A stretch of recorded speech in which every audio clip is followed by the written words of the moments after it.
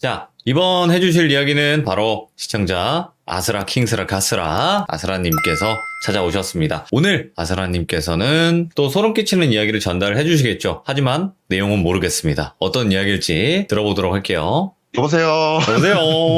네, 안녕하세요. 아스라님도 좀 로보트 썰이 있더라고요. 여보세요, 안녕하세요. 녹음해 놓으신 건 아니죠, 요즘은?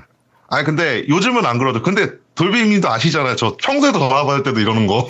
맞아요. 평소에도 만약에 뭐 제가 전화 가끔 걸면, 여보세요. 그러니까, 원래 그렇다, 여러분들. 뭐, 시참용 그 멘트가 아니라, 그냥 실제에서도, 여보세요. 그러니까요. 이게 습관적으로 그렇게 하니까 그냥 자동적으로 나가는 거죠. 그쵸. 그러니까, 네. 여러분들도 오해하지 않으시길 바라겠습니다. 자, 그러면, 아스라님, 오늘 해주실 이야기, 키워드 듣고 갈까요? 아니면 없는 상태에서 가야지 더 재밌을까요? 그냥 없는 상태에서 가도 괜찮을 것 같아요. 그렇죠. 알겠습니다. 이야기 끝까지 들어봐야 아는 내용일 것 같아요. 출발하도록 하겠습니다. 렛츠가 기르십니다. 렛츠 기릿!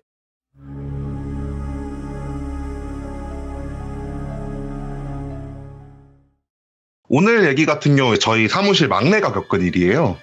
예. 사무실에 막내가 들어와가지고 같이 일을 하는 그런 상황이었는데 이 친구가 되게 괜찮았어요, 사람이. 일도 열심히 하고 깍듯하고 되게 사람 참 괜찮았는데 이제 좀 이 일 때문에 일을 그만두게 된 일이거든요. 그날도 평화롭게 흉가로 출근을 하고 있었어요. 흉가에 출근을 해가지고 촬영을 좀 하고 있었죠. 네. 막 촬영을 하면서 막내한테 어떻게 찍는지 가르쳐주고 막 그런 간단한 기본적인 타수 역할을 좀 하고 있었는데 이 친구가 다 좋았는데 딱 하나 아쉬웠던 게 뭐였냐면 공포심이 좀 많은 거예요. 그러니까 사실 저희 직업군들 같은 경우에 어지간하면 무서운 거를 이제 못 느껴야 정상이거든요. 네. 그리고 그래야지 일을 하기가 훨씬 편안하고. 이 친구는 본인 스스로도 덜덜덜 떨면서 촬영을 하는 거예요, 항상. 이게 얼마나 심했었냐면 얘가 무서움을 좀 많이 느낀다 싶은 상황이 오게 되면은 화면에 떨리는 게 느껴질 정도로 애가 심하게 떨었었어요. 그 정도로 좀 많이 겁이 많았어가지고 네네. 이 친구한테 얘기를 했죠. 어차피 다른 사무실도 많다. 근데 우리 쪽 사무실은 아무래도 기본적으로 이런 공포 컨셉의 촬영을 많이 하다 보니까 너랑은 안 맞을 수도 있겠다. 그러니까 한번 직종을 변경하거나 아니면 다른 사무실로 이전을 하거나 그런 걸 좀 고민을 해봐라 이러면서 좀 진지하게 애한테 상담을 좀 해줬었어요. 근데 이 친구가 얘기하기를 자기는 이런 쪽 일을 너무 하고 싶대요. 그냥 너무 재밌고 하고 싶은데 무서운 건 어쩔 수 없는데 이게 하다 보면 좀 익숙해지지 않겠냐라고 저한테 얘기를 하더라고요. 그래갖고 뭐 본인 의지가 그렇다면은 솔직히 저희가 막 나가라 이럴 순 없잖아요. 그리고 아직 막내였고 그 친구는 진짜 배우는 입장에 있는 단계다 보니까 상관이 없겠다라 싶어하고 그럼 알았다. 그럼 좀 더 나랑 같이 흉가를 좀 다니면서 더 익숙해지도록 노력을 해보자 이런 식으로 얘기를 하고 나서 며칠 후에 또다시 흉가 촬영을 이제 갔어요. 이제 딱 봤는데 그렇게 막 으시시한 느낌도 안 들고 싸한 느낌도 없고 그냥 덩그러니 흉가만 있는 그런 느낌밖에 안 드는 거예요. 그래갖고 잘 됐다. 이거는 애 수업용으로 괜찮겠다라는 생각이 딱 들었죠. 그래갖고 막내한테 조용히 얘기를 했어요. 내가 느끼기엔 여기는 그렇게 뭔가 큰 문제가 있는 것 같진 않다. 그러니까 네가 가가지고 한번 촬영을 해봐라. 그리고 나서 촬영한 거 나랑 같이 보면서 이제 고칠 점이 만들어 보자 이런 식으로 얘기를 하고 그 친구를 흉가 안으로 들여보냈어요. 흉가 안으로 들여보낸 상태에서 저는 밖에서 차 문 열고 앉아갖고 담배를 피우면서 그 친구를 기다렸죠. 한 30분 정도 되니까 그 친구가 나오더라고요. 나와갖고 그 친구가 촬영한 파일을 갖고 노트북으로 재생을 하면서 그 친구한테 얘기를 해줬어요. 하나하나. 네. 이렇게 촬영하는 게 좋을 것 같다 이렇게 딱 얘기를 해주고 있는데 영상을 딱 보다가 어느 한 부분을 딱 가리키면서 여기서 안 찍혔네요 이러는 거예요 갑자기. 그래갖고 뭐가 안 찍혔는데? 라고 물어보니까 제가 아까 여기서 귀신 같은 걸 봤어요 라고 얘기를 하더라고요. 그래갖고 귀신 같은 걸 봤다고? 자세히 설명을 해봐라 이렇게 딱 얘기를 해보니까 그 친구가 촬영을 하면서 이제 저 같은 경우에는 뷰파인더를 거의 안 보거든요. 그러니까 카메라를 딱 잡았을 때 이제 방향만 보고 그 방향으로 어떤 식으로 찍히는지가 대충 감이 오다 보니까 뷰파인더보다는 이제 흉가 촬영을 할 때 같은 경우에는 정면 부분을 많이 봐요. 안전성을 위해 갖고. 그 친구는 아직 그게 안 되다 보니까 뷰파인더를 이렇게 열심히 보는 거예요. 그래갖고 열심히 뷰파인더를 보면서 이렇게 싹 돌렸는데 뷰파인더에 웬 여자가 찍혔다고 얘기를 하더래요. 그러니까 자기는 분명히 그 뷰파인더 내에서 여자가 구석에 서 있다가 싹 사라지는 걸 봤다고. 나 그래갖고 찍었나 보다 이런 생각을 하면서 그거를 자랑을 하기 위해 갖고 이제 나와갖고 하려고 했는데 영상 파일을 보니까 아무것도 안 찍혀 있는 거예요. 그래갖고 그 친구가 아쉬워하면서 막 얘기를 하길래 우리도 그런 경우 많다. 이게 꼭 찍힌다는 보장은 없다. 네. 그냥 찍힐 때까지 찍는 거지. 막 이러면서 그 친구를 좀 다독였죠. 좀 아쉬워하는 거를 뒤로 하고 나서 그 친구랑 같이 사무실로 돌아왔어요. 저희 사무실 같은 경우에 야간 근무를 하는 일이 되게 많다 보니까 2층 침대 4개가 있거든요, 사무실에. 그래서 잘 사람은 잘하고. 그래갖고 그 친구 사무실에 와가지고 이제 자기 피곤하니까 들어가서 좀 잠을 자겠다 라고 얘기를 하고 이제 숙식실로 이렇게 딱 들어가는 거예요. 네. 들어가길래 저 같은 경우에 남아갖고 제 할 일 이렇게 보고 있었죠. 한 2시간 좀 지났나? 갑자기 그 친구가 억 하면서 일어나는 거예요. 그래갖고 따닥이 뛰어가가지고 물어봤죠. 왜 그러냐. 왜 갑자기 그런 소리를 내면서 일어나냐 이렇게 물어보니까 그 친구가 되게 달달달 떨리는 목소리로 그러더라고요. 꿈에 내가 아까 봤던 귀신이 나왔다. 귀신이 나와갖고 나한테 왜 자기는 안 데리고 가냐고 얘기를 했다. 이렇게 얘기를 하더라고요. 일단은 뭐 그런 일을 수도 없이 겪다 보니까 그 친구한테 얘기했죠. 그냥 개꿈이다. 뭐 별거 아니다. 그냥 네가 처음으로 그런 걸 봐가지고 넌 꿈을 꾸는 거다라고 하면서 이제 안심을 시키고 그 친구를 다시 재웠어요. 그 친구를 다시 재우고 나서 또 저는 제 볼일을 보고 있었죠. 또 볼일을 보다가 해가 떠가지고 이제 아침이 되고 다른 직원분들이 출근을 하길래 그 친구를 깨우러 들어갔죠. 깨우러 들어가니까 진짜 곤히 잘 자고 있더라고요. 어쨌든 다른 직원들 출근했고 다 선배들이잖아요. 막내니까. 인사는 시켜야 되겠다는 생각이 들어서 이제 그 친구를 옆으로 막 흔들면서 깨웠어요. 예. 딱 깨우니까 애가 부시시 거리면서 일어나더라고요. 천천히 일어나가지고 막 선배들 왔다 인사해라 그리고 넌 퇴근해라 이제 라고 얘기를 하고 그 친구가 막 인사를 하고 퇴근을 하고 다른 팀원들한테 얘기를 했죠. 야, 저 친구 귀신 찍었다고 호들갑 떨었다고 하면서 약간 저희들끼리 이런 거 되게 웃으면서 얘기 많이 하거든요. 그래갖고 막 자기는 꿈의 부파인드에서 봤는데 녹화가 안 됐다고 너무 아쉬워한다. 되게 귀엽지 않냐 막 이러면서 저희들끼리 막 얘기를 하고 있었어요. 그렇게 막 웃으면서 얘기하다가 이제 꿈 얘기까지 나왔죠. 근데 그날 저녁에 막 얘가 이런 꿈을 꿨다. 딱 이렇게 얘기를 하니까 이제 막 다 같이 웃는 거예요. 얼마나 무섭고 아쉬웠으면 그런 꿈까지 꾸냐 이렇게 막 웃으면서 얘기를 했죠. 근데 감독님이 그 얘기를 듣더니만 저한테 그러는 거예요. 갑자기 한다는 말이 감독님이 너 근데 진짜 그 흉가에서 막 싸하거나 무섭다거나 그런 느낌 정말 없었냐고 얘기를 하길래 저 진짜 없었으니까 감독님한테 그런 거 없었죠 라고 얘기를 했죠. 그러니까 감독님이 하신다는 말씀이 만약에 네가 그런 느낌이 있었으면은 정말로 좀 문제가 생길 수도 있을 것 같아갖고 보내는 게 낫다는 생각했는데 네가 뭐 그런 느낌 없었으면 상관없겠지 이런 식으로 딱 얘기를 하더고 걔에 관련된 이야기가 끝났어요. 예.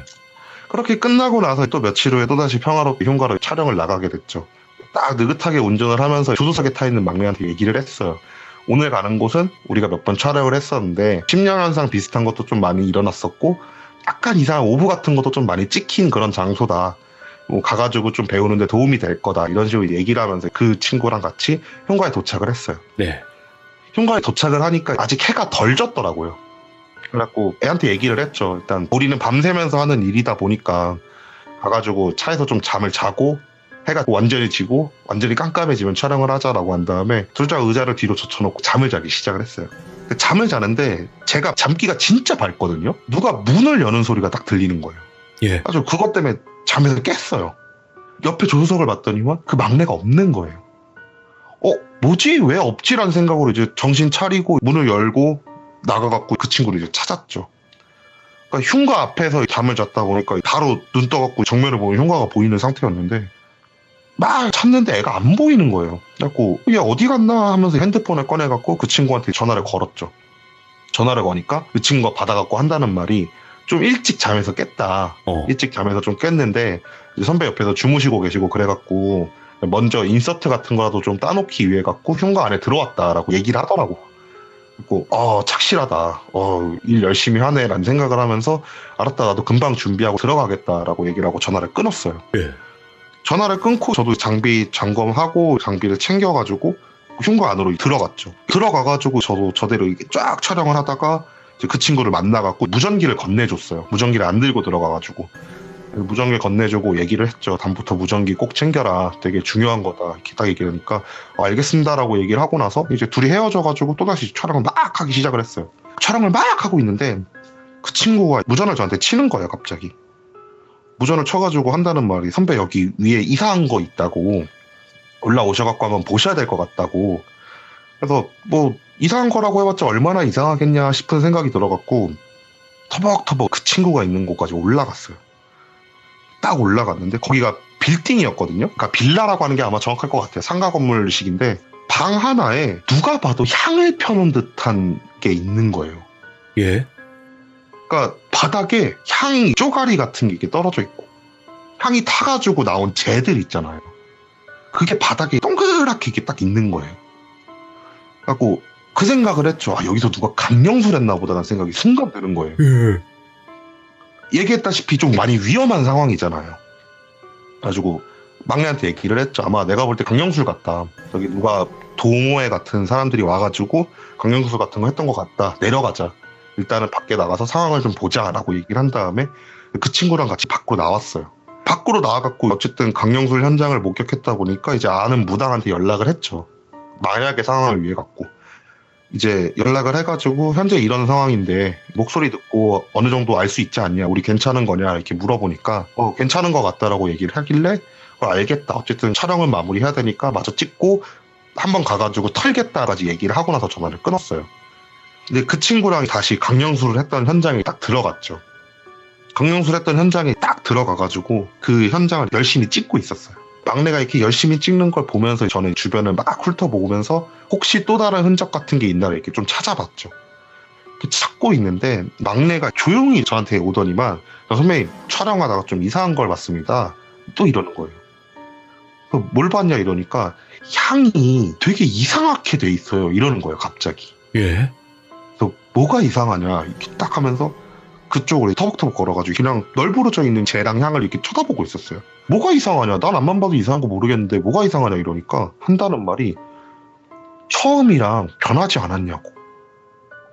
뭐가 변했냐 이러니까 애가 갑자기 촬영을 했던 파일을 이렇게 딱 리와인딩을 시켜갖고 보여주는데 처음에는 분명 재랑 이렇게 막대 조그맣게 잘린 그런 조각들만 있었는데 지금 다시 보니까 그 조각들이 좀 타 있는 거예요. 예. 분명 불은 꺼져 있었는데. 그래갖고 이거 좀 진짜 아니다라는 생각이 들어서 이제 철수를 하기로 했죠. 예. 그래갖고 일단 나가자, 안 되겠다, 철수하자라고 한 다음에 철수를 해가지고 무당집을 갔어야 됐는데 그때 이상하게 그때 막 무당집을 가야 된다는 생각을 못 해갖고 사무실로 퇴근을 했어요. 그러니까 사무실에 탁 퇴근을 해가지고 그 친구랑 찍었던 거랑 이렇게 비교를 해가면서 진짜 바뀌었네 막 이런 걸 확인을 하고 신기하다 막 이러면서 얘기를 하고 그 친구가 피곤하다고 딱 잠을 자러 들어갔죠. 이때부터 이 친구 시점인데 자기가 잠을 자려고 숙직실로 들어갔는데 그때 느낌이 뭔가 이상하더래요. 그러니까 분명 선배랑 있을 때는 되게 괜찮았는데 이상하게 갑자기 어깨가 막 찌뿌드한 것 같고 막 온몸이 자꾸 찝찝한 느낌도 들고 그런 느낌이 막 들더래요. 그래갖고 내가 피곤해서 그런가 보다라는 생각을 하면서 침대에 누워서 이렇게 딱 잠을 잤는데 그거 아실 거예요. 그러니까 뭔가 약속이 있는데 잠이 들었을 때 알람 소리가 아니라 갑자기 놀라면서 깰 때 있잖아요.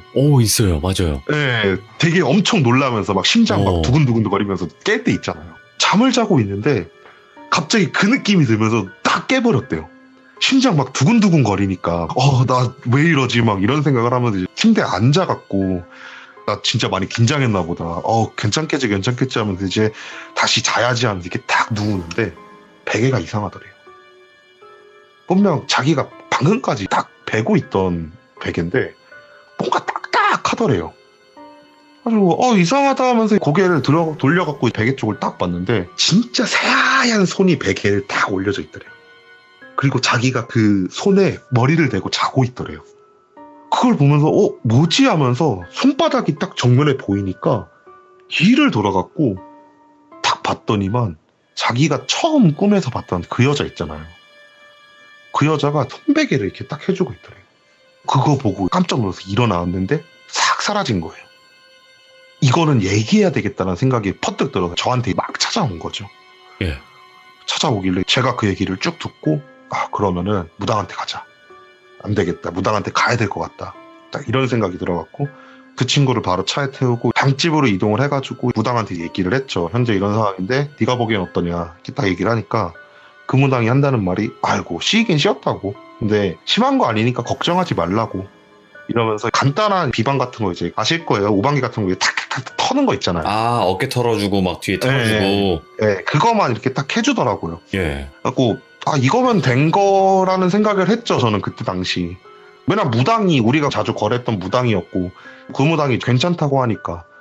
그리고 나서 다시 사무실 들어와가지고 막내한테 퇴근해라. 너 고생했으니까. 퇴근 딱 시키고 나서 앉아갖고 곰곰이 생각을 해봤어요. 곰곰이 생각하는데 뭔가 이상한 거예요. 분명히 귀신을 봤던 건 첫 번째 흉가에서 봤는데 두 번째 흉가를 갔다 와가지고 애가 그런 걸 보지? 이런 생각이 문득 드는 거예요. 그래갖고 좀 느낌이 이상하다?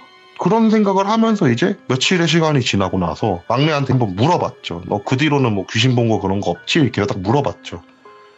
물어보니까 애가 한다는 말이 그런 적 없다. 걱정하지 말아라. 이렇게 딱 얘기를 하더라고요. 그리고 다행이다. 그런 거 없으면 정말 다행이다. 이런 생각을 하면서 그 친구랑 같이 몇 곳의 흉가를 이렇게 촬영을 하고 시간이 꽤 많이 흘렀어요. 시간이 꽤 많이 흐르고 나서 애가 한 6개월인가 7개월 정도 시간이 흐르고 나서 이 친구가 그 전에 살던 자취방 계약이 끝나갖고 회사 근처로 자취방을 옮기겠다고 딱 얘기를 하더라고요. 그래가지고 이제 알았다. 그러면 선배들이 가가지고 짐 좀 옮겨주겠다. 짜장면만 좀 사라. 이렇게 딱 농담삼아 얘기를 하고 나서 그 친구 이사하는 곳 가가지고 짐을 다 내려주고 같이 풀어주고 막 그러고 있었어요. 막 풀어주고 있는데 뭔가 이렇게 상자가 되게 묵직한 게 있는 거예요. 상자 사이즈가 한 가로 30, 세로 40? 높이도 한 50 정도? 그 정도 되는데 엄청 묵직한 상자가 이렇게 딱 있는 거예요. 그걸 들고 딱 와가지고 딱 내려놓고 얘한테 물어봤죠. 야, 이거 뭔데 이렇게 무겁냐 이러면서 딱 깠는데 항아리가 이렇게 딱 나오는 거예요. 항아리가 있네? 근데 항아리가 이렇게 무거울 리가 없잖아요. 그래갖고 딱 뚜껑을 열었더니만 쌀이 들어가 있는 거예요. 그래갖고 농담 삼아서 너한테 신주단지 무엇이냐 이렇게 딱 물어보니까 얘가 저희 집에 옛날부터 항아리에 쌀을 보관하는 그런 게 있었다고. 그래서 나도 당연히 쌀은 항아리에 보관하는 줄 알아갖고 이렇게 보관한다 이렇게 얘기하길래 알았다라고 얘기한 다음에 이제 항아리를 이제 놔주고 짐을 다 옮기고 나서 정리까지 다 끝내고 식사를 하려고 딱 모였죠. 식사를 다 하고 나서 이제 이사한 날인데 그리고 저희들 직업상 술 좋아하는 사람들이 너무 많아갖고 이제 술이 빼먹을 수 없잖아요. 그래갖고 술상을 딱 차려갖고 그 친구 새로운 자취방에서 열심히 술을 마셨어요. 친구들이. 예. 막 술을 마시고 이제 몇 명 뻗고 저도 막 알딸딸해지고 막내도 뻗고 막 그래갖고 정리를 좀 하고 다 같이 딱 누워서 잠을 자는데 얘기했다시피 잠기가 밝잖아요. 부시럭부시럭 거리는 소리가 들리길래 눈을 떠가지고 주변을 훑어봤어요. 진짜 컴컴한데 사람 형체가 부엌 쪽으로 가가지고 뭔가 이렇게 부시럭 거리고 있는 게 보이는 거예요. 그리고 눈을 딱 떠가지고 그걸 계속 쳐다보고 있는데 막내인 거예요. 자세히 보니까. 그래가지고 잠결에 얘기를 했죠. 막내야 뭐하냐 잠이나 자 이렇게 딱 얘기를 하니까 막내 갑자기 소스라치게 딱 놀라더니만 선배님 안 주무셨어요? 저 지금 잘 거예요 이러고 하면서 진짜 파다닥 달려와가지고 자기 눕던 곳에 딱 누워갖고 잠을 자더라고요. 다음날 그렇게 딱 눈을 뜨고 그 친구가 뭘 했는지 갑자기 궁금해져가지고 이제 생각을 해봤어요. 근데 그 친구가 있던 곳에 항아리가 있던 게 딱 보이는 거예요. 그래서 뭔가 갑자기 느낌이 확 싸해져가지고 항아리 이렇게 딱 보다가 뚜껑을 열고 이렇게 항아리 뒤적뒤적거렸어요. 막 뒤적뒤적거리는데 이게 쌀이면 푹 담고 앞만 휘둘러도 뭔가 걸리는 게 없어야 되잖아요. 뭐가 딱 손에 걸리는 거예요. 예. 이상하다라는 생각을 탁 자꾸 이게 꺼냈는데 진짜 조그만한 상자가 하나가 들어가 있는 거예요. 네. 반지 상자 정도 사이즈 되는 조그만한 상자가. 그거를 탁 열더니 안에 부적들이 꼬깃꼬깃 들어가 있어요. 여러 장이요? 네, 여러 장이 꼬깃꼬깃 해가지고. 이건 좀 아니다 싶은 거예요. 그래서 막내를 불렀죠. 야, 막내야, 이거 뭐냐. 선배가 이거 찾았는데 이거 뭐냐. 얘기하니까 그 친구가 한숨을 푹 쉬면서 한다는 말이 사실 귀신한테 안 시달린다는 거 거짓말이다. 그래갖고 선배들한테 얘기하면 일 그만두라고 할까봐 얘기 안 하고 다른 무당들 찾아가가지고 부적받고 그랬다. 이렇게 딱 얘기를 하더라고요. 여기까지는 충분히 저는 이해할 수 있는 상황이었어요. 왜냐면 처음에 그 친구가 겁이 많다 보니까 이직을 권유를 했었고 그러다 보니까 그 친구 입장에서는 그런 얘기를 하면 자기가 그만둬야 될까란 생각이 들어갖고 다른 무당을 찾아가서 부적을 받은 것까지 이해를 했어요. 조금 그렇긴 하더라고요. 선배들 다 잘 챙겨주고 있는데 얘기했다시피 그 친구 거의 일한 지 한 8개월 정도 됐었으니까. 근데 선배 의지 안 하고 혼자서 처리하려고 했다는 게 좀 이제 찝찝하긴 했었지만 그래 알았다 이해한다 그 정도는. 그래서 이거 부적 받고는 괜찮아졌냐 이렇게 딱 물어봤죠. 이렇게 물어보니까 한다는 말이 안 괜찮아졌어요 라고 얘기를 하더라고요. 그래서 어떤 일이 있었는지 차근차근 얘기해봐라. 그러면 선배가 도와주겠다라고 얘기를 하면서 같이 술 먹고 뻗었던 다른 제 팀원들을 다 깨웠어요. 다 깨워갖고 그 친구가 저희한테 고해성사를 하는 거죠. 딱 앉아갖고 이제 처음부터 끝까지 하나도 빼놓지 않고 생각나는 거 다 얘기해라. 그래야지 도와줄 수 있다 얘기를 하면서 그 막내가 운을 떼는데 처음에는 저랑 같이 겪었던 그 일부터 있었던 일을 얘기해 주는 거예요. 선배도 알겠지만 꿈에서도 꿨었고 그때 잘 때 800 해준 것도 그때가 시작이었다. 그리고 나서 무당이 한번 털어줬다라고 했는데 그날 집에 들어왔는데 그 숙직실에서 잠을 자려고 했던 느낌이 또 들더래요. 오. 갖고 생각을 했대요. 분명히 무당이 괜찮다고 했는데 내가 뭐가 씌인 것도 아닐 텐데 그러면 왜 난 이런 느낌이 들지 하면서 딱 잠이 들었는데 또다시 그날 밤에 진짜 화수치게 놀라면서 이제 탁 깬 거예요. 탁 깨니까 누가 자기 이마를 탁 잡고 내리더래요. 눈을 떠가지고 그걸 봤는데 자기가 처음에 봤던 그 귀신이 이마를 딱 누르면서 자기를 빤히 쳐다보고 있더래요. 그걸 보고 이제 저거 안 사라졌네라는 생각을 하면서 그래도 용기를 좀 가지고 너 누구야? 라고 하면서 소리를 질렀대. 소리를 지르니까 그 여자 귀신이 이마에 대고 있던 손을 싹 떼더니만 자기 배 살짝 위쪽 있잖아요. 거기를 톡톡톡톡톡 두들기면서 여기 사는 사람 이러더래요. 그러면서 갑자기 싹 사라지더래요. 오. 순간 그러면서 잠이 확 깨더래요. 잠이 확 깨가지고 막 고민을 했대요. 이게 뭔 상황이지? 이거 선배한테 얘기를 해야 되나? 막 이런 고민을 하는데 그때 그 생각이 든 거래요. 얘기하면 이직을 하라고 할 것 같다는 생각이. 그래가지고 그때부터 꾹 참고 버텨보자는 생각을 하면서 출근하고 아무 말 안 하고 그날 저녁에 들어와서 잠을 자면은 또 밤마다 여자 귀신 나오고 막 이런 생활을 한 2달 정도 되니까 애가 이제 힘든 거예요. 힘드니까 어디다 얘기할 곳은 없고 근처 당집을 이렇게 찾아갔대요. 근처 당집을 찾아가니까 그 무당이 이사를 해라. 집에 사는 귀신이다. 그러니까 네가 이사를 하면은 처리가 될 거다. 막 이런 얘기를 하는데 계약 기간이 남았으니까 이사는 못 할 거 아니에요. 그래갖고 알겠다. 그럼 계약 기간이 끝나는 대로 이사를 하겠다. 난 그럼 그때까지 어떻게 해야 되나요? 라고 얘기를 하니까 부적을 이렇게 주면서 아무도 발견하지 못할 곳에다가 이 부적을 숨기라고 얘기를 하더래요. 근데 자기 방을 딱 봤더니 막 숨길 곳이 마땅치가 않은데 실제로 진짜 그 집이 항아리에다가 쌀을 보관했던 게 맞았었나 봐요. 쌀을 보관하는 항아리가 딱 눈에 들어오더래요. 예.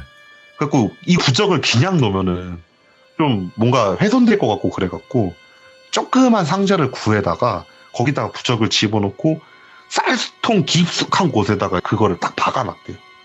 그러면서 생각을 했대요. 이제 괜찮겠지. 이런 생각을 딱 했는데 그날 밤에 딱 잠을 자고 있는데 뭔가 토도도독 토도도독 하면서 떨어지는 소리가 들리더래요. 무슨 소리지? 하면서 이렇게 딱 눈을 떠가지고 자기 방을 이렇게 싹 훑어봤대요. 훑어보니까 한 4명 정도 되는 여자 귀신들이 자기 쌀통을 이렇게 둘러싸고 있더래요. 뭐지? 하면서 천천히 일어나가지고 예. 진짜 뭐에 홀린 듯이 그 여자 귀신들한테 이렇게 딱 다가갔대요. 다가가면서 진짜 얘기를 했대요. 누구세요? 뭐 하세요? 여기서 뭐 하세요? 이게 딱 진짜 중얼중얼 거리면서 홀린 듯이 이렇게 걸어갔는데 한 1m 정도 거리가 되는 곳까지 딱 걸어가니까 여자 귀신 4명이 고개를 싹 돌린대요. 예. 싹 돌렸는데 입안 가득 쌀을 물고 쌀이 입안에서 토도도도 떨어지고 있더래요.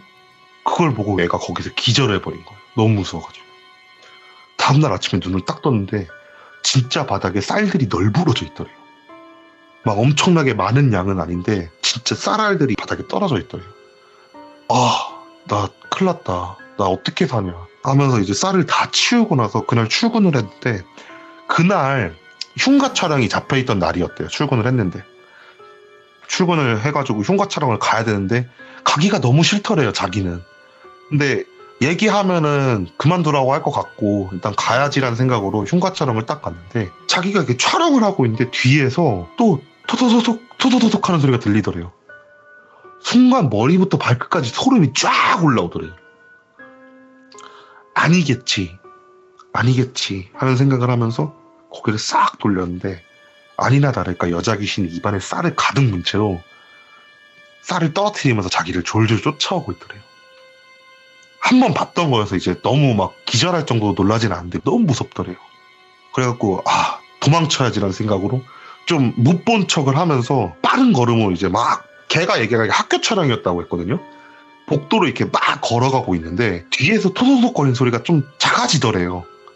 그래갖고 사라졌나 보다는 뒤를 딱 돌았더니만 그 귀신이 걸어오면서 쌀을 흘렸을 거 아니에요. 그 쌀알들에 웬 남자부터 시작해서 꼬맹이 아니면 조그만 여자의 뭐 아저씨 아줌마 할 거 없이 그 쌀을 바닥에 딱 쭈그리고 앉아갖고 그 쌀 하나씩 주워 먹고 있더래요. 네.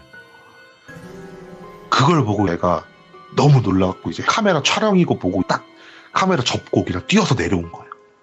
저랑 갔던 촬영이 아니어서 어떤 상황이었는지 모르겠는데 저랑 같이 그 얘기를 듣고 있던 팀원 중 한 명이 그때 일을 기억을 하더라고요. 그러면서 너 그래갖고 그렇게 뛰어서 내려온 거냐. 그래 알았다. 그 이유는 이제 알았다. 계속 얘기해봐라. 이렇게 딱 얘기를 하니까 그리고 나서 그날 밤 집에 들어와가지고 너무 무서워가지고 이거 쌀통을 베란다 같은데 놔두자. 이게 어쨌든 집에는 있어야 된다 그랬으니까 무당 말로는. 그래갖고 그 쌀통을 들고 세탁기가 있는 베란다에 이게 딱 집어넣고 창문을 닫고 문을 탁 잠가버렸대요. 예. 이러면 괜찮겠지라는 생각이 딱 잠이 들었대요. 눈을 딱 떴는데 창문이 시꺼멓더래요. 분명 가로등빛이 좀 들어와가지고 어느 정도 보여야 되는데 진짜 시꺼멓더래요. 눈을 떠가지고 그냥 멍하니 창문만 바라봤대요. 왜 이렇게 어둡지? 가로등이 꺼졌나 이러면서 창문 딱 쳐다보고 있는데 일렁일렁 거리더래요. 창문이. 뭐지? 하면서 되게 가까이 이렇게 다가갔대요. 자세히 보려고. 가까이 다가갔는데 순간적으로 눈동자가 탁 나오더래요. 와. 그게 다 머리카락이더래요. 가까이 가다 보니까. 와, 그걸 보고 이제 얘가 미치겠는 거예요. 가지고 다시 무당집을 찾아갔대요. 자기한테 부적을 줬던 무당집을 찾아가가지고 암만 해도 안 된다. 나 무적도 이렇게 해놨고 했는데 안 된다. 어떻게 해야 되냐. 그러니까 부당이 또 얘기를 하더래요. 이사 가라 그러지 않았냐. 네가 이사를 안 가서 그런 거다. 그래갖고 그냥 귀신이 귀신 끌어모으는 거야. 너무 흔한 일이니까. 그냥 그런 거다. 내가 부적 하나 더 써줄 테니까 이것도 담아놔라. 아마 좀 덜 할 거다. 이렇게 딱 얘기를 해가지고 또 부적을 받아왔대요. 돈을 주고.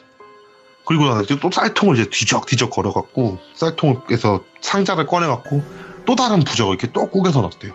그렇게 부적을 꾸겨 넣은 그날 밤 이제 너무 무섭잖아요. 잠을 잘 수가 없더래요. 잠을 잘 수가 없어갖고 침대에 쪼그리고 등을 기대고 앉아갖고 자기 방이 다 보이는 상태로 딱 앉아 있었대요. 계속 눈알을 굴리면서 이제 이곳저곳 이렇게 막 쳐다보고 있는데 갑자기 자기 옆쪽에서 푸시럭푸시럭 거리는 소리가 나더래요. 자기 옆이 베란다에 창문이 있는 곳이더래요. 그래갖고 잘 안 보여가지고 고개를 살짝 숙여갖고 베란다 쪽을 딱 봤더니만 입에 또다시 쌀을 문 귀신이 막 베란다를 손으로 살살살살 긁고 있더래요. 꼭 열려고 하는 듯이. 커튼을 팍 쳤대요. 커튼을 팍 치고 다시 그 침대에 쭈그리고 앉아서 이불을 막 이제 덮어 쓰고 달달달 떨고 있었대요. 달달달 떨다가 괜찮아졌겠지라는 생각이 들어갖고 아무 소리도 안 들리기 시작하고 해서 그날 밤 잠이 잤대요. 다행히 그날 밤은 아무 일이 없더래요. 그래갖고 부적이 효과가 있나 보다 라는 생각이 들더래요. 그래서 다행이다 라는 생각을 하면서 또다시 출근하고 퇴근해가지고 잠을 자고 그런 생활 한 3, 4일 정도 했대요. 너무 멀쩡하게. 그렇게 3, 4일 정도 시간이 딱 지나고 나서 좀 기분이 좋아졌을 거 아니에요. 그렇게 시달리다가 아무 일이 없으니까. 이제 집을 되게 즐거운 마음으로 집 문을 탁 열고 들어와가지고 밥해서 밥 먹고 씻고 딱 앉아갖고 핸드폰을 이렇게 딱 쳐다보고 있는데 또다시 두둑둑 하는 소리가 들리더래요. 이미 알잖아요, 걔는. 그게 무슨 소린지. 또 나왔나 보다. 또 나왔나 보다. 어떡하지? 어떡하지? 하면서 못 본 척하고 핸드폰이나 계속 보자 하면서 핸드폰을 계속 쳐다봤대요. 핸드폰 이렇게 막 쳐다보면서 주변을 아무것도 신경을 안 쓰고 정말 핸드폰에 최대한 집중을 하고 있는데 투둑툭 하는 소리가 점점 가까워지더래요. 아무리 집중하려고 해도 신경은 쓰이잖아요. 천천히 자기 침대 쪽으로 오더니만 후두둑 소리가 안 들리더래요. 갖고 사라졌나 보다 라는 생각을 하면서 핸드폰을 이렇게 살짝 딱 내려서 봤는데 그 여자가 침대에 반쯤 걸터 앉아갖고 자기를 쳐다보면서 입에서 쌀을 흘리고 있더래요. 쌀이 침대에 떨어져서 소리가 안 나는 거예요. 그러면서 씩 웃으니까 이제 쌀이 우르르 떨어지기 시작을 하더래요. 그걸 보고 집 밖으로 뛰어나가버린 거예요. 와. 너무 무서워가지고 집에 들어갈 수가 없더래요. 그래가지고 그때부터 계약이 끝나는 한 달 가까이의 기간을 그냥 사우나 같은 데서 자고 집에 와서 옷만 갈아입고 출근하고 막 그랬다는 거예요. 예. 그렇게 계약이 끝나고 나서 이제 이사하는 날이 돼가지고 그러니까 저희들이 딱 와가지고 짐을 다 옮겨주고 나서 그날 술을 마시고 딱 잠이 들었는데 네. 잠을 자고 있는데 갑자기 또 소스라치게 놀라면서 탁 깼대요. 예. 깨가지고 이제 막 주변을 훑어봤대요. 또 나왔나 싶어갖고 주변을 딱 훑어보고 있는데 쌀을 제가 어디다 올렸냐면 이제 부엌 그 가스레인지 위에 옆에다 이렇게 올려놨거든요. 네. 그쪽을 이렇게 딱 봤는데 웬 여자가 뚜껑을 이렇게 딱 열고 부시럭부시럭 거리면서 뭘 찾더래요. 그걸 딱 보는 순간 그런 생각이 들었대요. 아, 제가 부적을 찾아갖고 어떻게 하려나 보다. 오. 빨리 가서 말려야 되겠다는 생각이 들어가지고 일어나가지고 그 여자한테 다가가니까 사라지더래요. 그러면서 부적이 멀쩡하게 있나 확인을 딱 하려고 하는데 제가 일어난 거예요, 거기서. 그래갖고 걸리면 그만두라고 할까봐 확인도 못하고 이제 딱 덮어놓고 다시 잠을 자고 나서 이제 여기까지 일이 딱 진행이 된 거예요. 그 얘기를 딱 끝까지 듣고 나니까 이건 누가 봐도 시인 거예요. 그래갖고 가자, 무당집에 가자. 무당집에 가서 제대로 한번 떼보고 안 되면 무당을 이 집으로 불러보자 라고 딱 얘기를 하고 그 친구랑 같이 무당한테 데리고 갔죠. 무당한테 데리고 가니까 처음 갔던 무당이랑 다른 무당한테 데리고 갔어요. 왜냐면 처음 갔던 무당이 괜찮다고 했는데도 일이 일어난 거잖아요. 다른 무당을 데리고 가니까 막 오방기로 처음에 열심히 탁탁 털어주는 거예요. 그러더니만 무당이 그 친구를 보면서 아, 이상하다 이러는 거예요. 그래서 왜요? 이러니까 얘가 이렇게까지 귀신의 시인애가 아니라고. 이렇게까지 시인애였으면 처음에 왔을 때 우리 눈에 걸려갖고 그만뒀지. 이렇게까지 시인애가 아닌데 이상하다 이러면서 얘네 집을 가봐야 되겠다 얘기를 하면서 이게 딱 일어나시는 거예요. 딱 일어나가지고 걔네 집까지 다 같이 갔죠. 다 같이 가가지고 이제 얘기를 했어요. 가면서 쌀통에 부적 꽂아놨다는데 그것도 한번 봐줘라, 제대로 된 부적인지. 그러니까 이제 무당이 알았다, 바로 가자마자 그거부터 확인하자 딱 이러고 나서 도착을 해가지고 쌀통을 막 뒤적뒤적해서 그 상자를 꺼내서 부적을 딱 보여주니까 무당이 갑자기 막 있는 욕 없는 욕을 다 하면서 주머니에서 라이터를 꺼내면 부적을 바로 태워버리는 거예요. 와.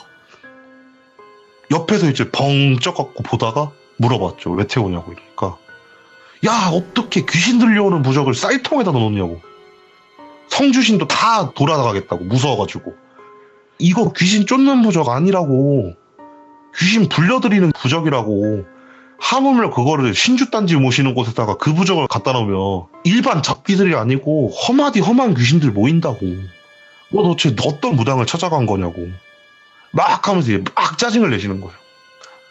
그러면서 그 막내한테 딱 얘기를 한 거예요. 너는 가도 어떻게 희한한 무당을 찾아가가지고 이딴 부적을 받아오냐.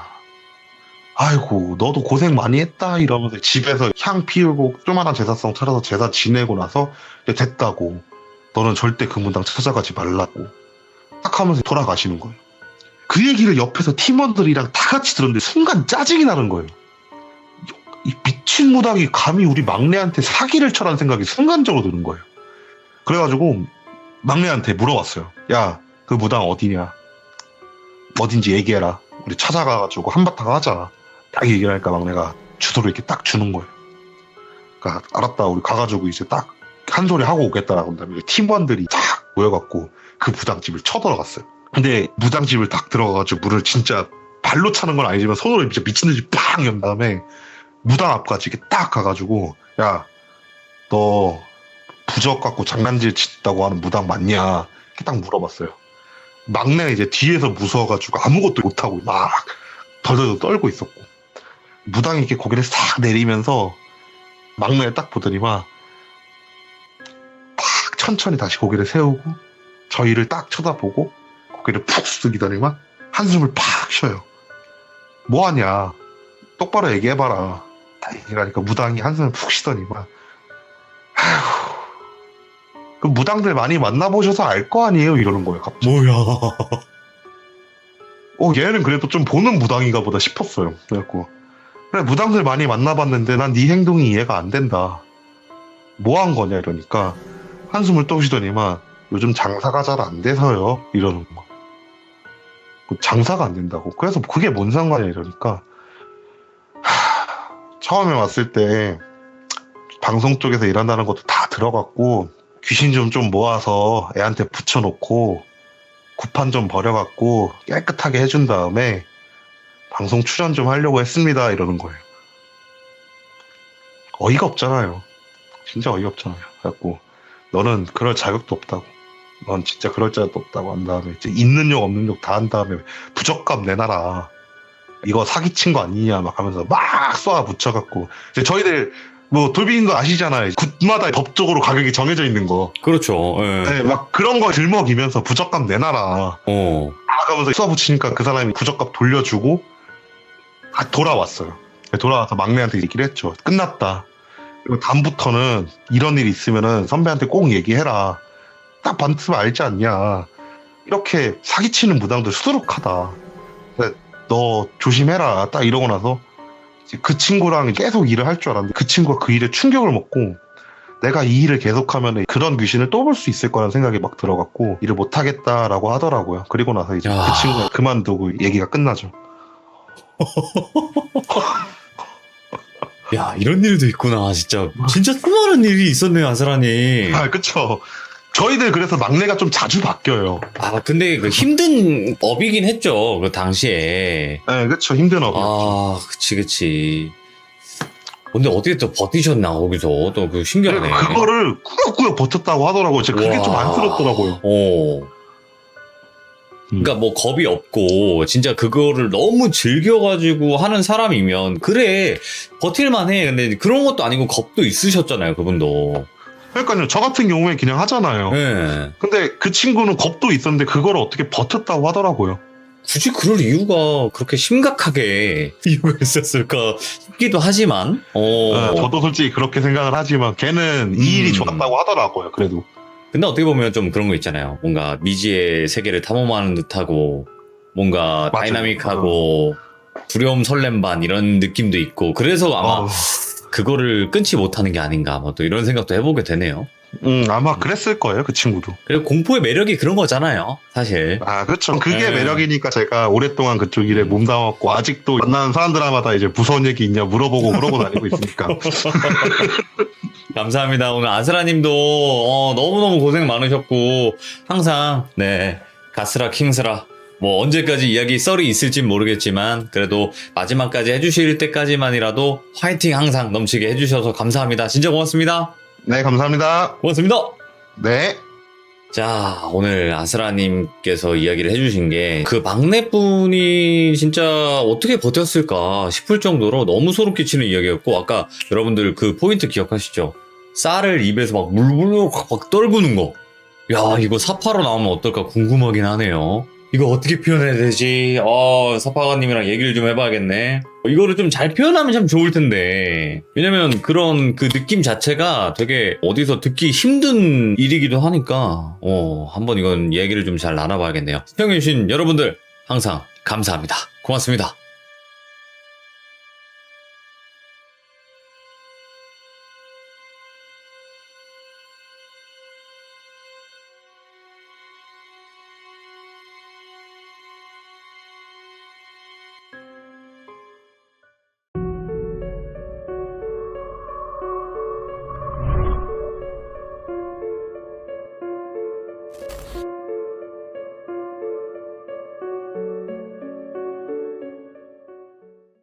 자, 이번 이야기는 시청자 붕어찜님께서 찾아와 주셨습니다. 일단은 붕어찜님이 오늘 이야기를 하시기 전에 많은 또 고민을 하셨던 것 같아요. 그렇지만 오늘 또 용기를 내주셔서 처음으로 또 참여를 해주셨기 때문에 같이 한번 이야기를 들어보도록 하겠습니다. 네, 여보세요? 붕어찜님. 아, 네, 안녕하세요. 네, 긴장 많이 되시겠지만 그래도 편안하게 이야기 겪은 그대로 들려주시면 될 것 같고, 오늘 이야기는 일단은 시작하시기 전에 붕어찜님께서 좀 어떤 영적 능력이 있으신지 간단하게라도 소개해 주시면 좋을 것 같아요. 제가 영적 능력이 있다기보다는 그냥 보고 듣고 이런 거를 할 수 있는데요. 그게 능력이에요. 이게 뭐 기운을 좀 느끼거나 그리고 꿈 같은 것도 잘 맞아 들어가기도 하고, 뭔가 눈앞에 좀 장면들 같은 게 스쳐 지나가고 이럴 때가 한 번씩 있는데 그게 맞아 들어갈 때가 되게 많아요. 근데 제가 확인할 수 없는 부분들도 가끔은 있으니까 그런 거? 아하. 제가 이게 중학생 때쯤부터 조금 그랬는데, 이게 제가 그러면서 정신질환을 좀 의심을 해봤어요. 왜냐면 이게 믿기 힘들잖아요, 당사자로서. 처음엔. 네네네. 네, 그래서 검사도 하고 병원도 다니고 했는데 결과는 다 정상이었고요. 그래서 이제 몇 년간 좀 인정할 수가 없어서 스스로, 왜냐면 집안에서 그런 걸 되게 싫어하는 분위기였거든요. 아무래도 그렇죠. 예. 그래서 몇 년간 좀 부정기를 겪었고, 지금 얘기 시작이 제가 부정기를 겪을 때부터 시작이 돼요. 아, 내가 이런 능력이 있다라는 것을 부정하게 되는 그 단계도 있으니까. 네, 맞아요. 네네, 알겠습니다. 그러면 도대체 어떤 이야기일지, 어떤 일들을 겪고 오셨을지는 확인을 해보도록 할게요. 렛츠가! 길이십니다. 붕어찜이죠.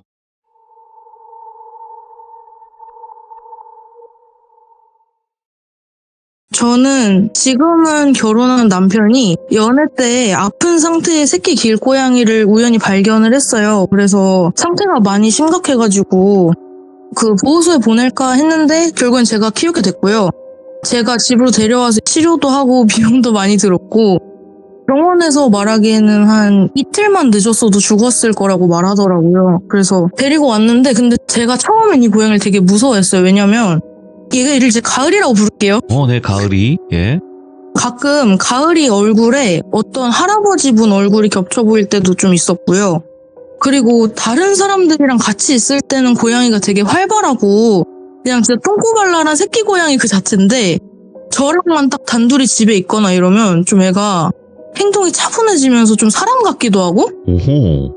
뭔가 좀 제 눈을 뚫어져라 응시하면서 그러는데, 이게 그 공기도 뭔가 바뀌는 거예요. 좀 무겁고 이렇게 내려앉는 느낌으로.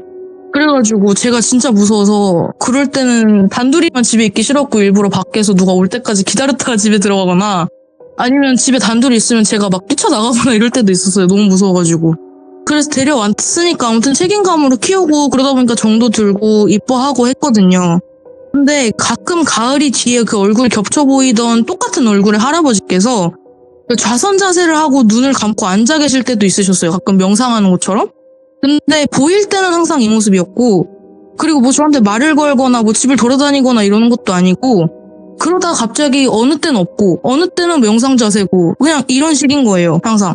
그리고 이때는 제가 말씀드렸다시피 귀신을 보는 거에 대해서 좀 부정이었잖아요. 그래서 제가 최대한 안 보이는 척 무시를 하면서 그냥 지냈어요. 근데 그러다가 제가 남편이랑 그 당시 남자친구인데 동거를 하게 됐단 말이에요. 그래서 같이 가을이를 키우게 됐고, 그러다가 기념일을 맞아서 가을이를 혼자 두기가 걱정이 돼가지고 친한 친구 둘을 불러서 저희가 없는 동안 집에 남아서 하룻밤 자면서 고양이도 돌봐주고 냉장고에 있는 음식도 너네 마음대로 꺼내 먹고 해도 된다, 이렇게 부탁을 한 거예요. 근데 그 중에 갑자기 친해진 친구 한 명이 있었거든요. 좀 부자연스럽게. 근데 이게 어떻게 친해지게 된 거냐면, 제가 학교를 다닐 때 그 A라는 친구가 있는데, 그 A라는 친구가 이 얘기에 나올 돌순이라는 친구랑 친했고, 저랑 돌순이는 모르는 사이였는데, 학교를 같이 다니니까 A가 저에 대해서 돌순이한테 이런 애가 있다라고 얘기를 했는데, 별 얘기를 한 것도 아닌데 돌순이가 나 걔랑 꼭 무조건 친해져야겠다, 얼굴 한 번만 보여달라, 막 이런 식으로 좀 적극적으로 밀어붙였대요. 별 얘기 한 것도 없는데. 저는 뭔가 이상하다. 근데 저는 그런 거에 좀 관심이 있긴 했거든요. 제가 부정기이긴 해도 나랑 비슷한 사람들이 있을까 궁금하잖아요. 돌순이가 어린 나이에 무당이 된 친구예요. 엄청 어렸을 때부터 신내림을 받아가지고 저를 만났을 그 당시에는 좀 이게 몸도 약해지고 이제 신발이 거의 닫은 네. 그런 상태였거든요. 그래가지고 이제 친해진 상태였는데 그 둘이 저희 집에 온 거예요.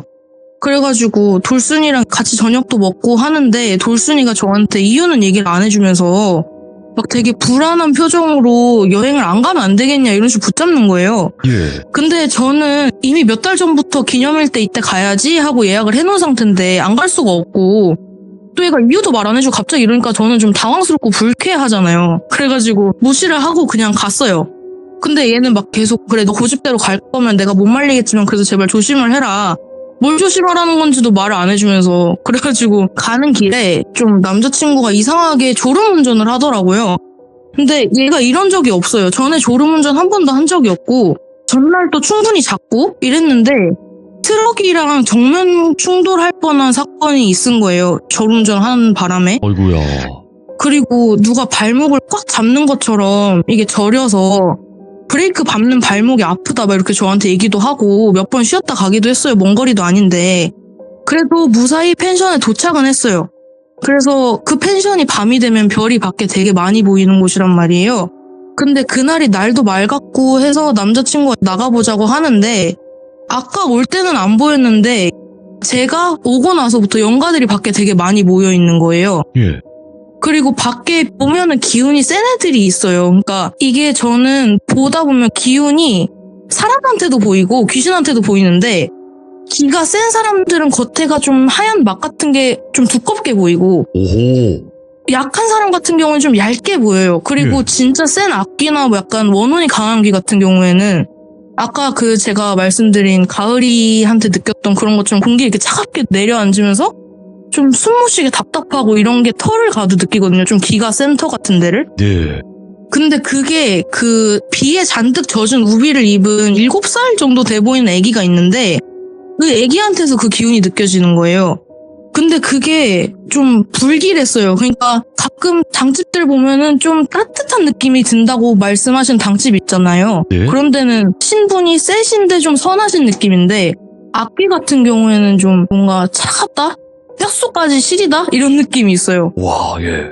네, 그래서 그냥 느낌이 안 좋아서 오늘은 나가지 말자 이러고 자려고 제가 딱 눈을 감았는데 제가 말씀드렸잖아요. 저는 약간 장면들을 본다고. 근데 눈앞에 여러 장면이 지나가는 게 뜨문뜨문 사진처럼 지나가는데 그게 커다란 비닐봉지, 그 다음에 전선, 그 다음에 피 묻은 식칼, 그 다음에 붉은 벽돌 주택 이렇게 사사삭 지나가는 거예요. 오. 잠들고 나서 일단은 그날은 무시를 하고 잤어요. 다음날 아침에 핸드폰을 보니까 돌순이랑 같이 있는 A한테서 전화가 한 10통이 넘게 와 있는 거예요. 17통인가? 이렇게. 그래서 집에 무슨 일인지 빨리 가봐야 되니까 전화를 몇 번 해봤는데 안 받고 불길해가지고 최대한 빨리 가려고 생각보다 더 일찍 퇴실을 했는데 가는 과정 중에서도 차에 시동이 계속 안 걸렸고 견인차를 불렀더니 갑자기 시동이 걸린다거나 근데 그때 그 차 뒷좌석에 처음 보는 남자 연가가 타있고 저희가 시동을 걸려고 애쓰는 모습을 보면서 비웃는 거예요. 막 낄낄 약간 니네가 한다고 될 것 같냐? 이런 느낌으로 그런 것도 있고 해서 여러모로 불길하죠. 그리고 갑자기 내비게이션이 처음 가는 길을 알려줘갖고 한참 헤매서 돌아가고 뭐 이런 우여곡절이 있었어요.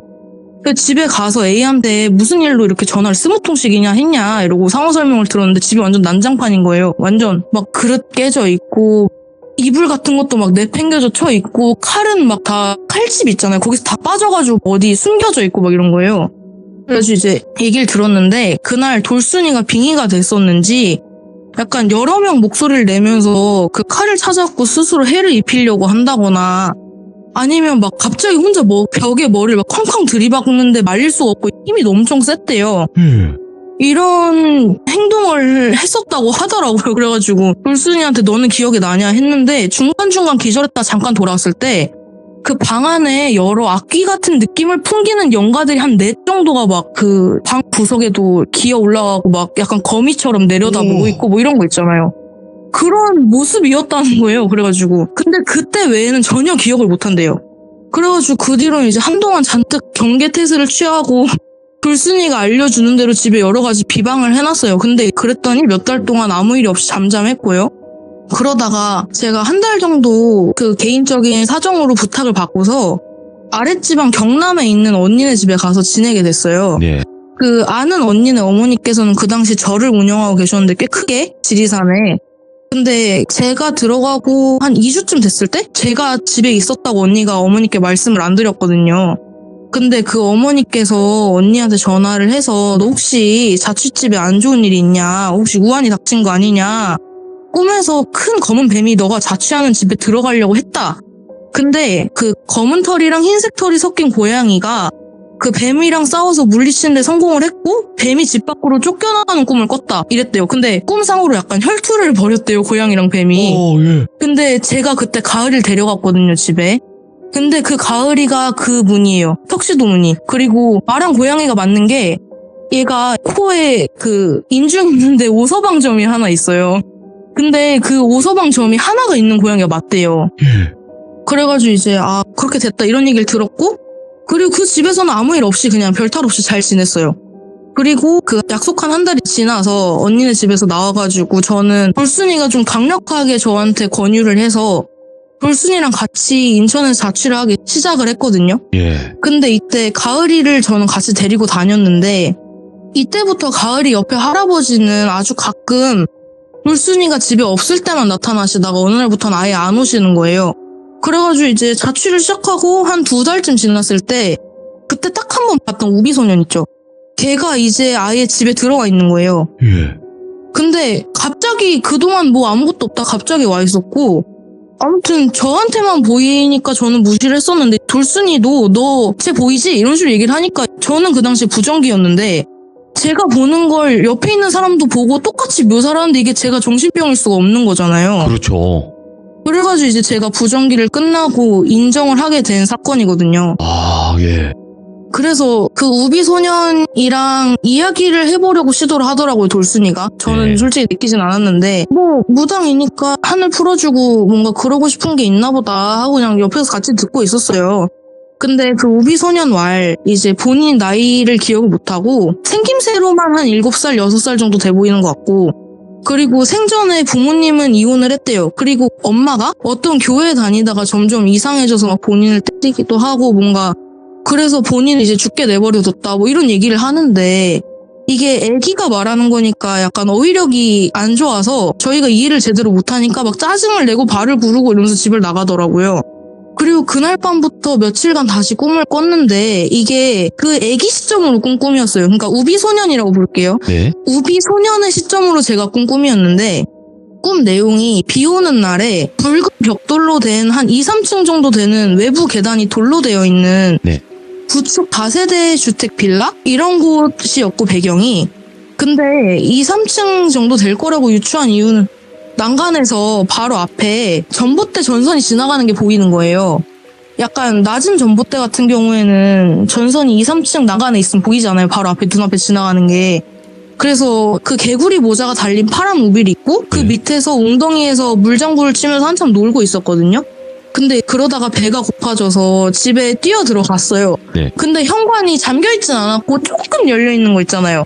그래서 이제 도어락 소리가 안 나는 그런 상태였는데 집이 딱 들어갔을 때 기역자 구조였고 이게 바로 앞에 거실이 있고 거실을 통해서 부엌으로 가면 부엌이 반만 보이는 상태인데 그 부엌 식탁 있는 곳에 이렇게 혈흔 웅덩이가 져 있고 거기에 어떤 누워있는 여자 다리만 보이는 상태인 거예요.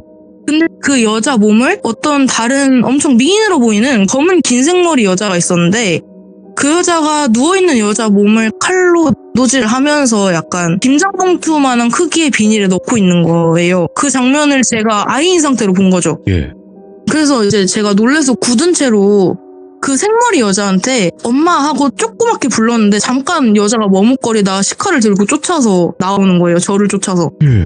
저는 너무 무서워가지고 엄마로부터 난간을 넘어서 도망을 가려다가 그날 비가 왔잖아요. 그래서 외부 돌계단이 미끄러우니까 그대로 머리부터 콘크리트 골목 바닥으로 떨어졌고 엄마는 이제 그걸 난간 아래로 쓱 내려다보고 다시 못 본 것처럼 태연이 집에 들어가는 거예요. 와. 그러니까 자기를 죽게 내버렸단 말이 이거였던 거예요. 죽는 걸 봤는데 얘가 목격자니까.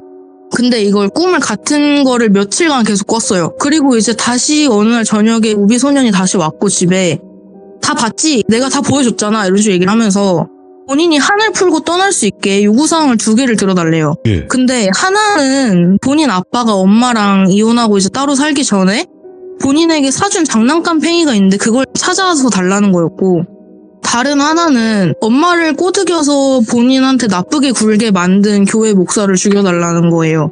근데 첫 번째는 아직 그 집이 이사를 안 갔으면 어떻게 찾아줄 생각이라도 해볼 수도 있잖아요. 폐기증을 뒤지든 뭘 하든.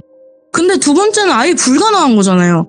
그래서 타이려고 노력을 했는데 막 발 구르고 애니까 막 떼굴떼굴 굴르고 생떼 쓰고 막 악지르고 소리 지르고 막 이러면서 안 들어주면 괴롭힐 거다 협박하고 막 씩씩거리고 노려보고 이래서 예. 노력해보겠다 하고 몇 시간을 달래서 일단 돌려보냈어요. 그리고 우비소년이 얘기해준 지역에서 꿈에서 본 주택이랑 똑같이 생긴 집이랑 교회가 있는지를 찾아보려고 구글맵이랑 또 뒤져보고 실제 답사도 해봤거든요. 네. 근데 실제로 그 주택이랑 교회가 있는 거예요. 저 진짜 뭐야. 너무 소름 끼쳤잖아요. 그래가지고 사이비라고 할게요. 그 교회에 대한 짤막한 기사를 하나 찾았는데 이게 근데 보신 분도 있을지도 몰라요. 왜냐면 이 교회가 꽤 유명하고 조금 논란이 됐던 곳이었어요. 근데 그 내용이 어떤 섬에 신도들을 이주를 시켜서 착취를 했는데 그 다른 나라가? 그러니까 이주한 그 나라는 종교 자유가 있는 곳이어서 멀쩡히 아직도 운영 중이고 그 종교를 한국에 남아있던 몇몇 목사들만 징역을 살고 있대요. 그래서 그 종교 이름이 제가 찾은 교회랑 일치하는 거예요. 근데 그 교회를 차마 들어가 볼 수는 없잖아요. 그래서 차마 들어가 볼 용기가 나진 않아서 못 갔고 그 다음에 그 애가 살던 집을 찾았잖아요. 그래서 거기서 택배를 잘못 시킨 척 하면서 문을 두들기고 살고 계신 분한테 여기 이사 온 지 얼마나 되셨냐, 제가 택배를 보냈는데 그 전주인분이 이사한 걸 몰랐다 막 이런 식으로 거짓말을 했거든요. 했더니 저를 되게 이상하게 쳐다보시면서 본인은 여기 이사 온 지 최소 4년이 넘었다는 거예요. 그 말인즉 애가 죽은 지 최소 4년이 넘었다는 거잖아요? 그럼 팽이는 흔적도 없겠죠? 당연히. 그래서 할 수 있는 게 없어서 그냥 애가 올 때까지 기다렸어요. 그랬더니 이제 우비소년이 집에 왔고 또 제가 목사도 죗값을 치르고 있을 거다. 그리고 이사하면서 팽이는 없어진 것 같다. 이러고 타이르려고 해봤는데 이 입장에서는 2가지 부탁한 것 중 하나도 이뤄진 게 없으니까 씨알도 안 맥히고 완전 악에 바친 것처럼 막 난동을 부리다가 안 도와줬으니까 복수할 거라고 얘기하고 사라졌는데 그 다음부터 제가 악몽을 거의 매일 꾸는 거예요. 근데 돌순이는 안 꿨어요. 돌순이 말짱했고 같은 집에 사는데 저만 유독 시달리는 거예요. 그래서 그 애기가 저한테 왔을 때는 몰골이 정상적이었는데 이게 완전 꿈에서는 악귀 같은 모습으로 바뀌어갖고 저한테 막 달려드는데 제가 사실은 실생활에서 귀신을 보면 겁이 되게 많고 조심성이 많은데 꿈에서는 이렇게 싸워요. 겁도 안 먹고. 근데 그러면 보통은 제가 이기거든요? 네. 근데 얘는 싸우면 제가 오히려 데미지를 입고 자도 피곤하고 막 얼굴이 진짜 주변인들이 얘기하면 야 너 얼굴이 요즘 왜 그래? 막 이런 식으로 얘기할 정도로 몸이 축나는 거예요. 돌순이가 해결을 해달라고 제가 말을 해봤더니 우비소년이 너무 강력해서 방법을 못 쓰겠다, 하나도 모르겠다 이래가지고 해결을 못하고 네. 한 반년 정도 지나서 저는 이제 부모님 본가에 다시 돌아가게 됐어요. 돌순이도 없고 비방도 없으니까 아예 대놓고 그냥 집에 들어오는 거예요. 부모님들은 보시는 분들도 아니고. 그래서 몇 주간 진짜 심하게 시달리다가 창틀이랑 머리맡에 천일염이랑 팥을 그래서 담아가지고 방에도 막 뿌리고 난리를 쳤어요. 제가 사진 보내드렸는데 네, 그게 겨울이 아니에요. 그 사진 찍은 게. 근데 그 창틀에 결로도 없는 날씨인데 그렇게 소금이 막 다 녹은 거예요. 그리고 팥은 분명히 다 멀쩡한 상태로 놔뒀는데 몇 개가 부스러졌고 으깨져 있고요. 그릇에 담아놓은 것조차도 막 물기가 생겨 있는 거예요. 평소에도 그냥 몸에 팥이랑 소금을 지니고 다니는 그런 기초적인 비방을 하니까 좀 악몽 꾸고 이런 게 줄어들더라고요. 근데 없어지진 않았고. 그러다가 가을이한테 붙어 계신 그 할아버지가 아주 오랜만에 집으로 돌아오셨어요. 근데 그 전까진 저한테 말씀을 안 거셨는데 처음으로 저한테 너 왜 이렇게 만신창이가 됐냐 이러고 물어보시더라고요. 자초지종을 다 말씀을 드렸죠. 저 진짜 울었던 것 같아요. 그 얘기를 하면서 너무 서럽고 내가 뭐 잘못한 것도 아닌데 그냥 완전 잘못 걸린 거잖아요. 그래서 말씀을 드렸더니 내가 잠깐 나갔다 온다 이러시더라고요. 예. 그날부터 아예 악몽을 안 꿨어요. 소금이랑 팥 비방은 계속 해던데 확실히 팥도 안 깨지고 소금은 거의 안 녹고요. 그러다가 어느 날 밤에 나갔다가 집에 돌아오는데 저희 집 앞에 거의 하반신은 없고 얼굴이 한 절반은 날아간 상태로 우비소년이 2팔로 기어서 진짜 팔꿈치로 기어서 저희 집으로 오고 있는 거예요. 저희 집 방향으로. 그거를 저희 집 앞에 신호등에서 보고 그냥 제가 무시하고 겁나 빨리 집에 왔어요. 그날 밤에 우비소년은 꿈을 꾼 게 마지막인데 설잠을 들 때쯤 눈을 감고 잠이 들락말락 하는데 갑자기 눈앞에 우비소년이 나타나가지고 마지막 힘을 쥐어짜갖고 제 몸을 조르려고 막 발버둥을 치는 거예요. 하반신이 없으니까 두 팔로 제 몸을 기어 올라와가지고 막 진짜 너무 물골이 무섭게 생겼고 아무튼 지금 생각해도 소름 끼치는데 예. 그래서 할아버지께서 그거를 아셨나봐요. 그냥 옆에 앉아 계셨는데 명상하시다가 저한테 걱정하지 말고 자라. 이제 오늘 밤 지나면 끝난다. 이러시고 보호막 같은 거, 기운막 같은 거 둘러주신다고 하시면서 머리맡에서 제가 잠들 때까지 경문 같은 거 외우면서 중얼거려 주셨고요. 이제 끝났어요. 시달림도 끝났고 한 번도 못 봤는데 제가 자초지종을 듣게 됐어요. 이제 할아버지께서 다음날 밤에 이제 다 끝났으니까 일이 어떻게 된 건지 내가 너한테 설명을 해주마 하고 말씀을 하셨는데 당신께서는 청계 쪽 신이시래요. 그리고 재물 쪽을 관장하시는 분이래요. 근데 이건 아까 말씀 안 드린 건데 왠지 가을이가 저희 집에 오고부터 막 경품 당첨도 많이 되고 그러더라고요. 신기하게. 예.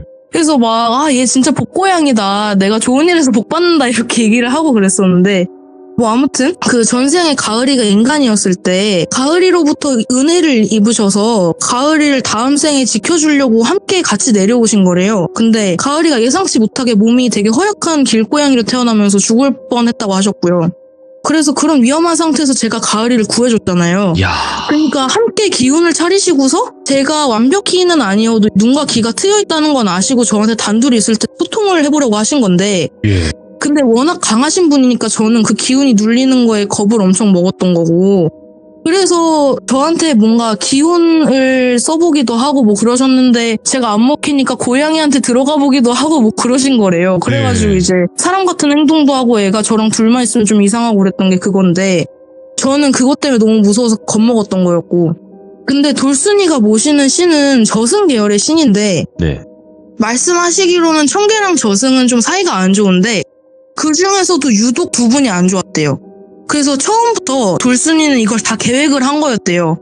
그 재물님이라고 부를게요, 할아버지를. 재물님께서 가을이한테 붙어서 내려올 걸 알고 저승 쪽 신이니까 일부러 허약한 길고양이로 환생하도록 약간 간섭을 했대요. 물론 그럼 안 되는 건데. 와, 예. 그래서 재물님께 타격을 주려고 한 건데 제가 구했잖아요. 그렇지. 그러니까 이제 그걸 제가 방해했으니까 타겟이 저로 바뀐 거예요. 오호. 그래서 돌순이가 본인의 신이 시키는 대로 저한테 A를 통해서 막 꼭 만나고 싶다, 뭐 별얘기 한 것도 없는데 친해지자 이러면서 되게 갑작스럽고 부자연스럽게 친해진 거였고 그렇게 강한 악기인데 소금이랑 파츠로 악몽 꾸는 걸 막을 수 있는 게 이상했잖아요. 근데 충분히 해줄 수 있는데 비방이 없다, 못 도와준다 이러면서 반감만 한 것도 이유가 그런 거였고 그래서 재물님께서는 가을이 상태가 호전이 되면서 다시 힘이 좀 회복이 되긴 하셨는데 당장은 대응하기가 힘들 것 같으니까 아예 돌순이가 집에 있을 땐 들어오질 않으셨던 거예요.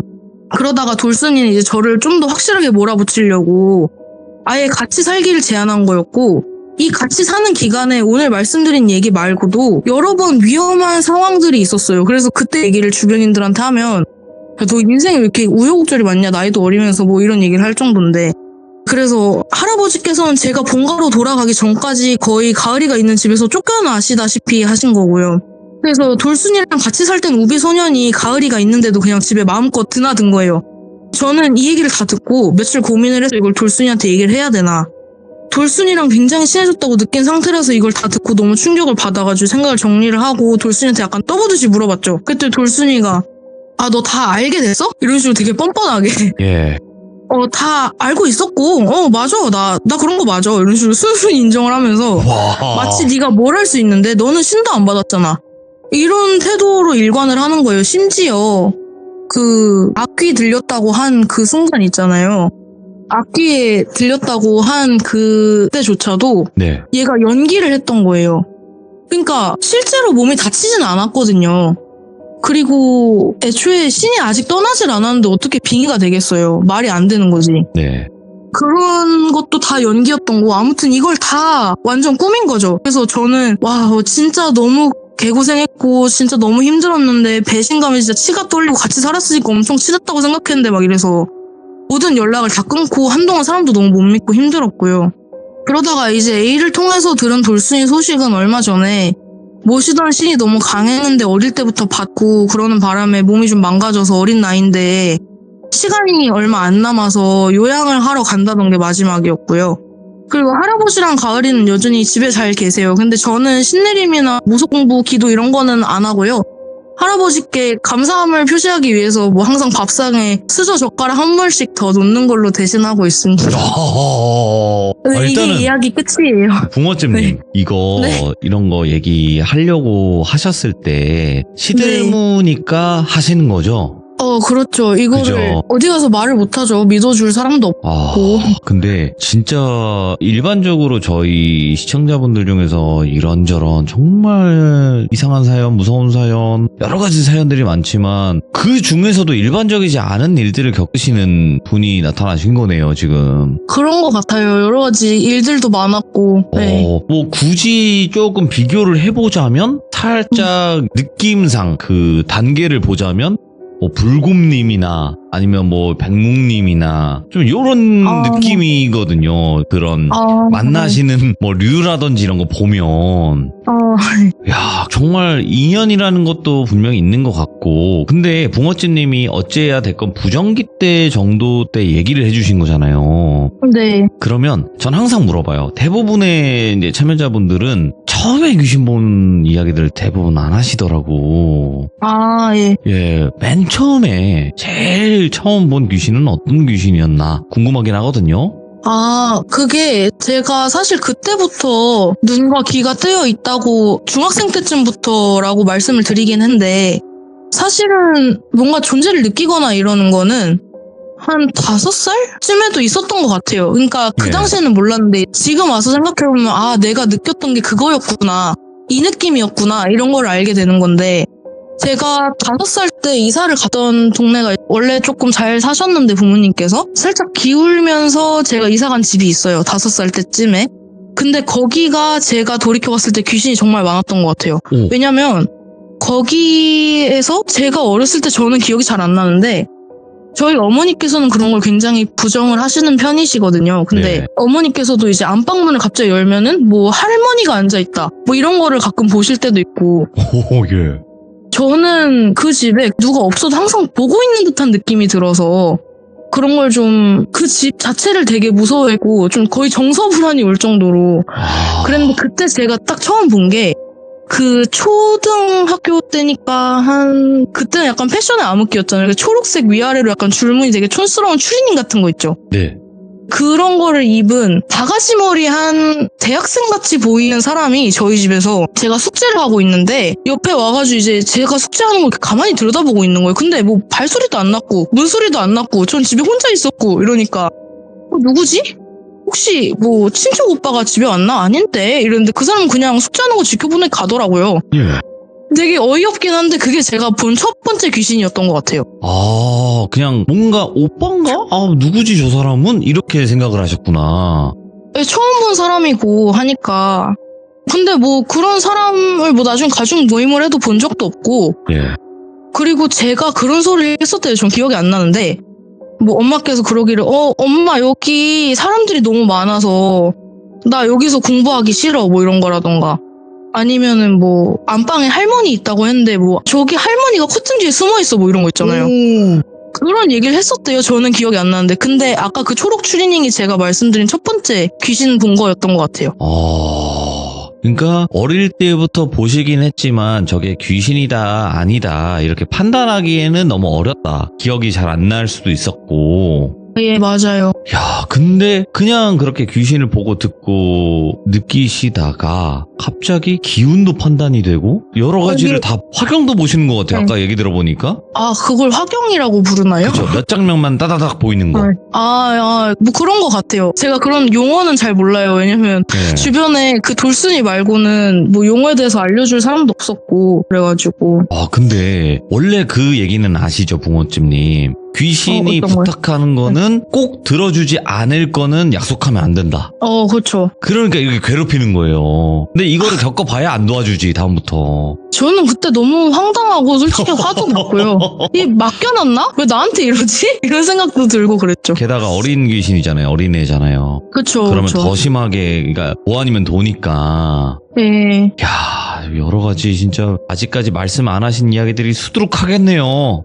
그렇죠. 네, 오늘 제가 딱 여기까지만 여쭤보고 인터뷰할 거예요. 왜냐? 앞으로 여러 가지 에피소드들을 들어야 되니까요.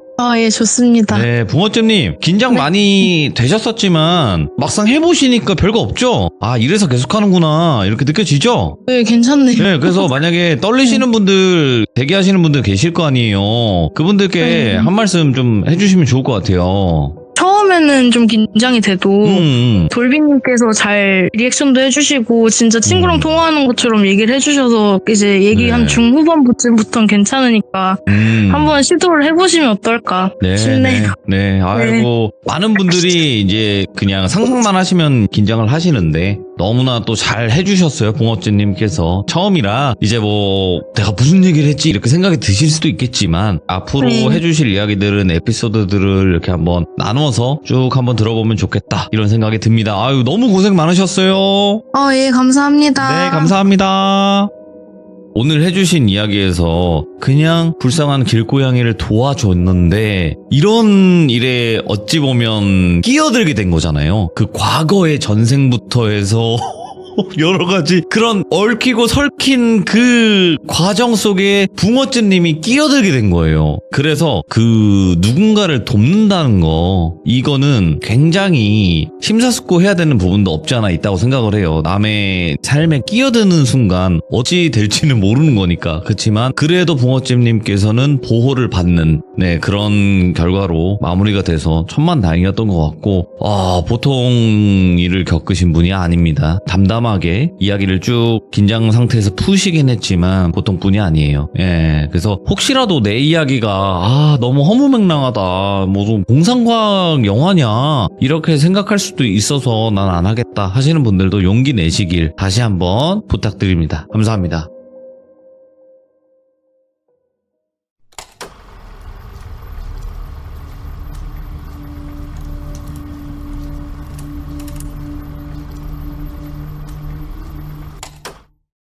자, 여러분 안녕하십니까. 이번 이야기는 시청자 붕어찜님께서 시들무에 찾아와 주셨습니다. 붕어찜님이야 워낙 섬뜩한 사연을 가지고 계신 분이라서 오늘의 에피소드는 어떤 이야기가 될지 같이 한번 만나보도록 할게요.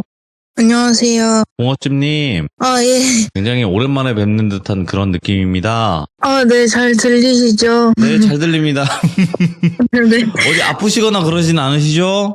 예, 괜찮아요. 네, 아이고 오늘 붕어찜님께서 이렇게 또 찾아와 주셔서 다시 한번 감사드리고 아직 그 시청자분들 중에서 붕어찜님이 어떤 그 스타일이다 이걸 모르시는 분들이 계실 것 같아요. 예. 네, 그거에 대해서 간단하게만 소개해 주시고 이야기 한번 들어가 보는 게 어떨까 생각이 듭니다. 저는 태어날 때부터 귀신을 보던 건 아니었는데 중학생 때쯤부터 눈이 열리게 돼서 그 이후로는 좀 종종 보다가 최근에는 거의 완전히 보는 정도에 이르렀는데 네. 약간 어딜 가거나 이러면 그 장소의 기운 같은 게 좀 느껴진다거나 아니면은 좀 냄새 이런 것도 느낄 수가 있고요. 뭐 그런 겁니다. 네, 아유 뭐 자기소개는 뭐 저는 원래 뭐 몇 살이고 뭐 이런 거 해야 되는 건데 어떻게 귀신을 보게 되었는지 어떤 스타일로 귀신을 보는지 뭐 이런 걸 설명하는 게 사실 어색하긴 합니다. 한 번도 어디 가서 해본 적이 없으니까요. 그죠? 네. 네, 하지만 저희 채널에서는 그게 자기소개입니다. 예. 네. 네, 자 그러면 바로 시작을 해보도록 하겠습니다. 렛츠고! 길이십니다. 붕어찜이에요.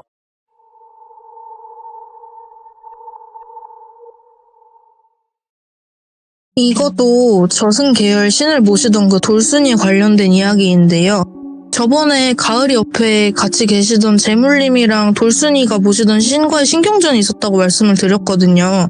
근데 그 과정에서 제가 고래 싸움에 등 터지는 에피소드 중 하나입니다. 제가 남편이랑 이제 연애 때 동거를 했었는데 그 당시에 남편이 돈을 벌어오고 저는 집안일을 하고 이렇게 역할 분담이 되어 있었어요. 근데 제가 결혼을 일찍 한 편이라 그 당시에 제 친구들은 대학에 다니면서 바쁘거나 아니면 재수를 하던 시기라서 제가 연락하자 만나자 하기 미안하더라고요. 바쁘니까. 근데 이 시기에 저한테 적극적으로 만나자고 하고 집에도 좀 돌순이가 자주 찾아와줘서 많이 친해졌거든요.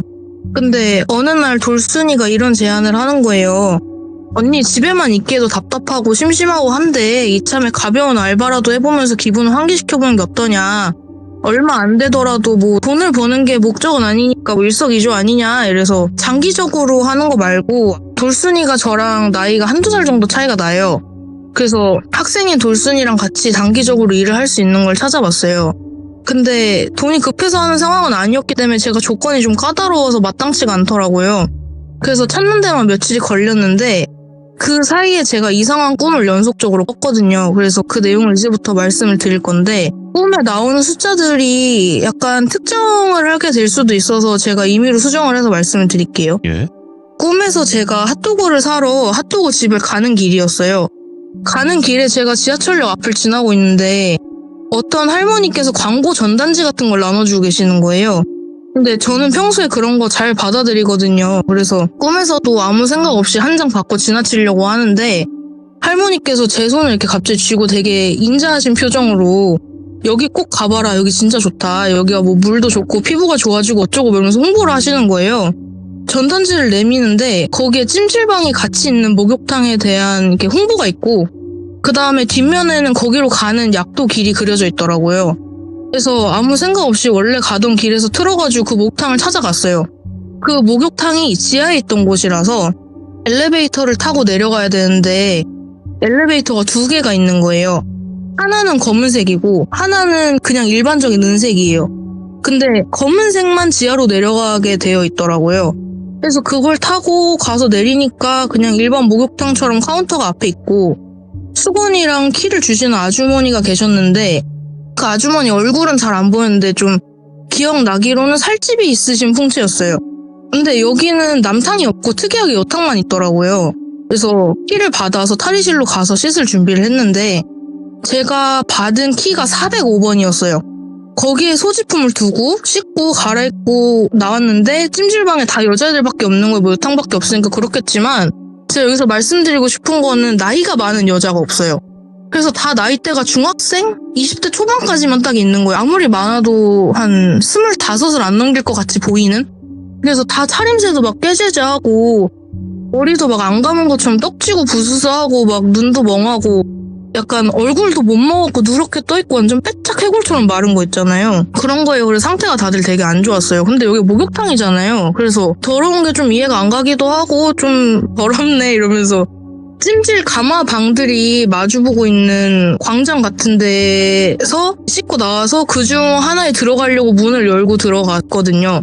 근데 거기에 그 가마 안에 제단 같은 게 차려져 있는 거예요. 뭐야, 예.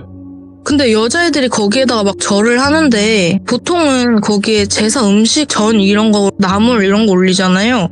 근데 그게 제상에 올라가 있는 게 음식이 아니라 본인들의 부위 이런 거를 잘라서 올려놓은 거예요. 예.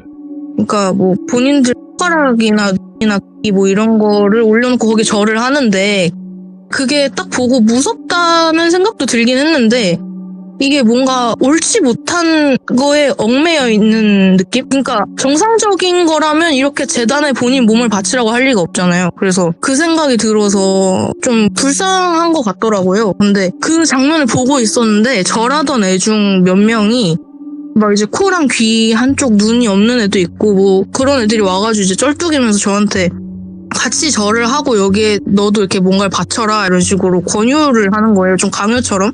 그래서 그걸 듣고 이제 여기서 도망가야겠다 생각이 들어서 소지품도 안 챙기고 그냥 왔던 엘리베이터 쪽으로 다시 달려나갔거든요.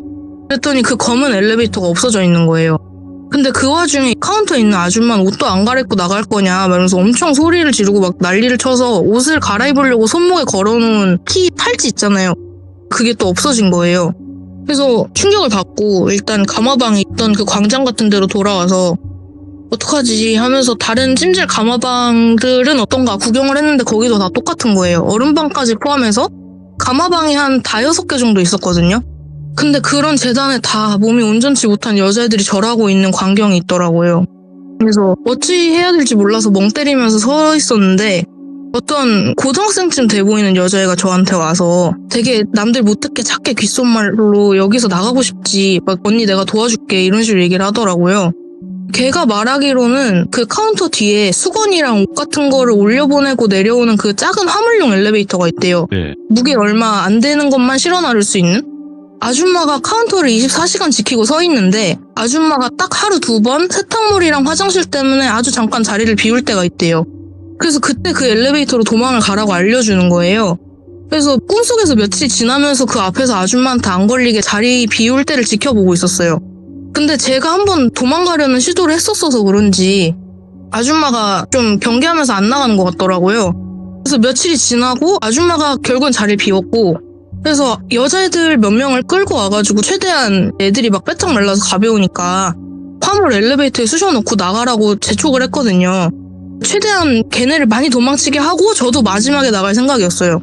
근데 그 엘리베이터가 좀 작고 무게도 제한이 있고 해서 한 번에 여러 명씩 못 타더라고요. 근데 왔다 갔다 하다 보면 아줌마가 금방 돌아온다고 했으니까 빨리 돌아올 것 같아서 저도 마음이 급한 와중에 아줌마 발소리가 들리는 거예요. 그래서 저는 이도저도 못하고 여자애들은 저보고 먼저 나가서 도움을 요청하고 나중에 본인들을 데리러 와달라 이런 식으로 부탁을 하면서 저를 엘리베이터에 막 밀어 넣더라고요. 그래서 그 사이에 더 나갈 수 있게 시간을 벌어주려고 앞에 여자애들이 막 이렇게 모여서 약간 몸으로 산을 쌓아가지고 그 아줌마를 막아주고, 아줌마는 그 와중에 덩치가 크니까 막 여자애들 밀치고 하면서 저를 막으려고 오는 거예요. 그래서 저한테 나갈 방법을 알려준 여자애가 울면서 저한테 꼭 다시 데리러 와라 이러고 손가락을 걸고 제가 널 꼭 데리러 다시 오겠다 이러면서 울면서 약속을 하고 나갔거든요. 근데 이 내용을 제가 이제 며칠 동안 걸쳐서 꾼 거예요. 이제 다시 제가 알바를 찾던 얘기로 돌아와서 제가 며칠간 제 조건에 맞는 알바를 구하느라 애를 먹었다고 했잖아요. 근데 그러다가 찾은 게 뭐 향기 제품? 이거는 특정될까봐 말씀을 안 드리고 싶었는데 좀 주의가 필요할 것 같아서 말씀을 드리려고 해요. 디퓨저나 향수 같은 거를 판매하는 알바였어요. 근데 여기가 판매 판촉인데 동반근무 환영에 당일 지급이라고 되어 있어서 바로 지원서를 넣고 다음날 7시쯤? 그러니까 좀 늦게 면접을 보러 간 거예요. 근데 저는 당시에 공부만 하던 사람이었어가지고 약간 화장도 할 줄 모르고 머리 만지는 것도 할 줄 모르는데 그래도 나름 잘 보이고 싶은 마음에 좀 어색하게 꾸미고 돌순이랑 같이 갔어요. 면접 보시는 분이 풍채가 좀 있는 아줌마셨거든요. 근데 되게 살갑게 먼저 말을 걸어주시는 거예요. 저는 전단지 나눠주고 이제 향수 같은 거 뿌려져 있는 시향지 나눠주고 길거리 매대에서 상품 구경하고 가세요 막 이렇게 전단지 나눠주고 이런 알바인 줄 알았어요. 근데 저는 얼굴에 철판을 깔고 이렇게 잘할 자신이 없었단 말이에요. 제가 낯도 많이 가리고 낯선 사람한테 말도 잘 못하고 긴장도 많이 하고 이런 성격이었어서 사실은 그냥 떨어졌으면 좋겠다 이런 생각이기도 했고, 또 처음부터 돌순이가 해보자고 권유한 거고 시작한 거라 저는 말이 별로 없었거든요. 그러니까 돌순이랑 이제 대화를 하시면서 부모님이랑 같이 사냐, 부모님이랑 사이는 어떠냐, 뭐 남자친구는 없냐 이런 거 물어보시더라고요. 딱 그 나이 때 여자애들이랑 좀 친해지려고 물어보는 듯한? 그래서 제가 아직 나이가 어린데 남자친구랑 같이 산다고 하면 안 좋게 볼까봐 그랬는지 돌순이가 저랑 같이 산다고 거짓말을 해주더라고요. 뭐 본인 딴엔 저를 위한 거였겠지만 자연스럽게 대화가 돌순이 위주로 흘러가서 둘이 어떤 사이냐 같이 사냐 그러셨는데 그분께 한두 살 차이라고 얘기하진 않았고 그냥 친구라고만 말하니까 제가 대충 화장도 막 서툴고 얼룩덜룩하고 이러니까 둘 다 미성년자라고 생각을 하셨나 봐요. 그래서 남자친구에 대한 질문에 돌순이는 없고 저는 한 5살 차이 나는 남자친구가 있다 그랬더니 오늘부터 같이 일을 하자고 하시는 거예요. 근데 그때 시간이 이미 7시였잖아요. 면접 보기 시작한 게.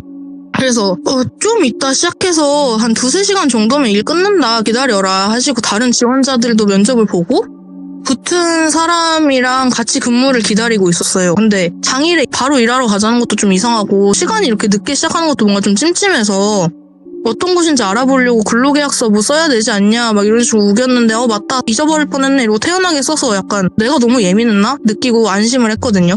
그러고 기다리다가 8시쯤 되니까 다른 원래 일하고 있던 여자들이 왔어요. 안에 디퓨저랑 향수 같은 게 있는 에코백을 인당 하나씩 나눠주고 봉고차 같은 걸 타고 이동한 장소에서 방문 판매하면 된다 이런 식으로 얘기를 했는데 급여는 판매한 만큼 인센티브제라고 하더라고요. 그래서 뭐 저는 이제 좀 불안하니까 계속 남자친구한테 여기서 일했다는 근무 기록도 남길 겸 돈 떼먹힐까봐 어디로 간다, 지금 뭐하고 있다, 일하는 곳 사무명이 어디고 어디서 면접을 받고 그 건물은 어떻게 간다 뭐 이런 거를 다 남겼거든요. 근데 예시를 들어서 목적지가 뭐 부천이다 이랬으면 부천이랑 인천은 붙어 있잖아요. 근데 내리고 보니까 인천인 거예요. 목적지를 일부러 속인 거죠. 도착하고도 목적지가 바뀌었다, 뭐 또 다 말을 안 해주고. 남자친구한테 위치가 어딘지 계속 알려주려고 카카오를 켰다가 제가 알게 된 거고요, 그거는. 그래서 근무를 돌순이랑 같이 할 수 있다던 말이랑은 다르게 각자 이제 다른 사람들이랑 2인 1조로 짝을 짓고 술집 많고 번화가 있는 거리 이곳저곳에 내려주더라고요. 그래서 저랑 돌순이랑은 찢어져가지고 각자 다른 사람이랑 다니는데 저랑 같이 짝이 든 22살 언니? 이분이 제일 일을 오래 했대요. 근데 네. 약간 막 술집 안에 들어가서 좀 술 취하신 분들 위주로 호객을 해라. 원래 돈 벌려면 좀 얼굴에 철판 깔고 해야 되는 거다. 이런 식으로 얘기를 하는 거예요. 뭐야? 도저히 저는 할 수는 없더라고요. 좀 아양 떨고 이런 거 있잖아요. 밖에서 막 담배 피고 이러시는 분한테 가서 막 오빠 이거 하나만 사주시면 안 돼요. 막 이런 식으로. 이러고 돌아다녀야 되는데 무슨 앵벌이 하는 것도 아니고 이건 아니다 생각이 들어서 표정을 진짜 썩은 표정을 여과 없이 드러내놓고 난 안 해. 난 절대 안 해. 이러고 팔짱 끼고 아무것도 안 했거든요. 등 떠미는데 뭐 안녕하세요 말도 한마디도 안 하고 그냥 완전 냉담한 상태였어요. 근데 기존에 일하시던 분들은 좀 노출이 있는 옷을 일부러 입고 조금 그 안 좋은 행동을 하는데도 막 좀 용인을 하고 그러더라고요.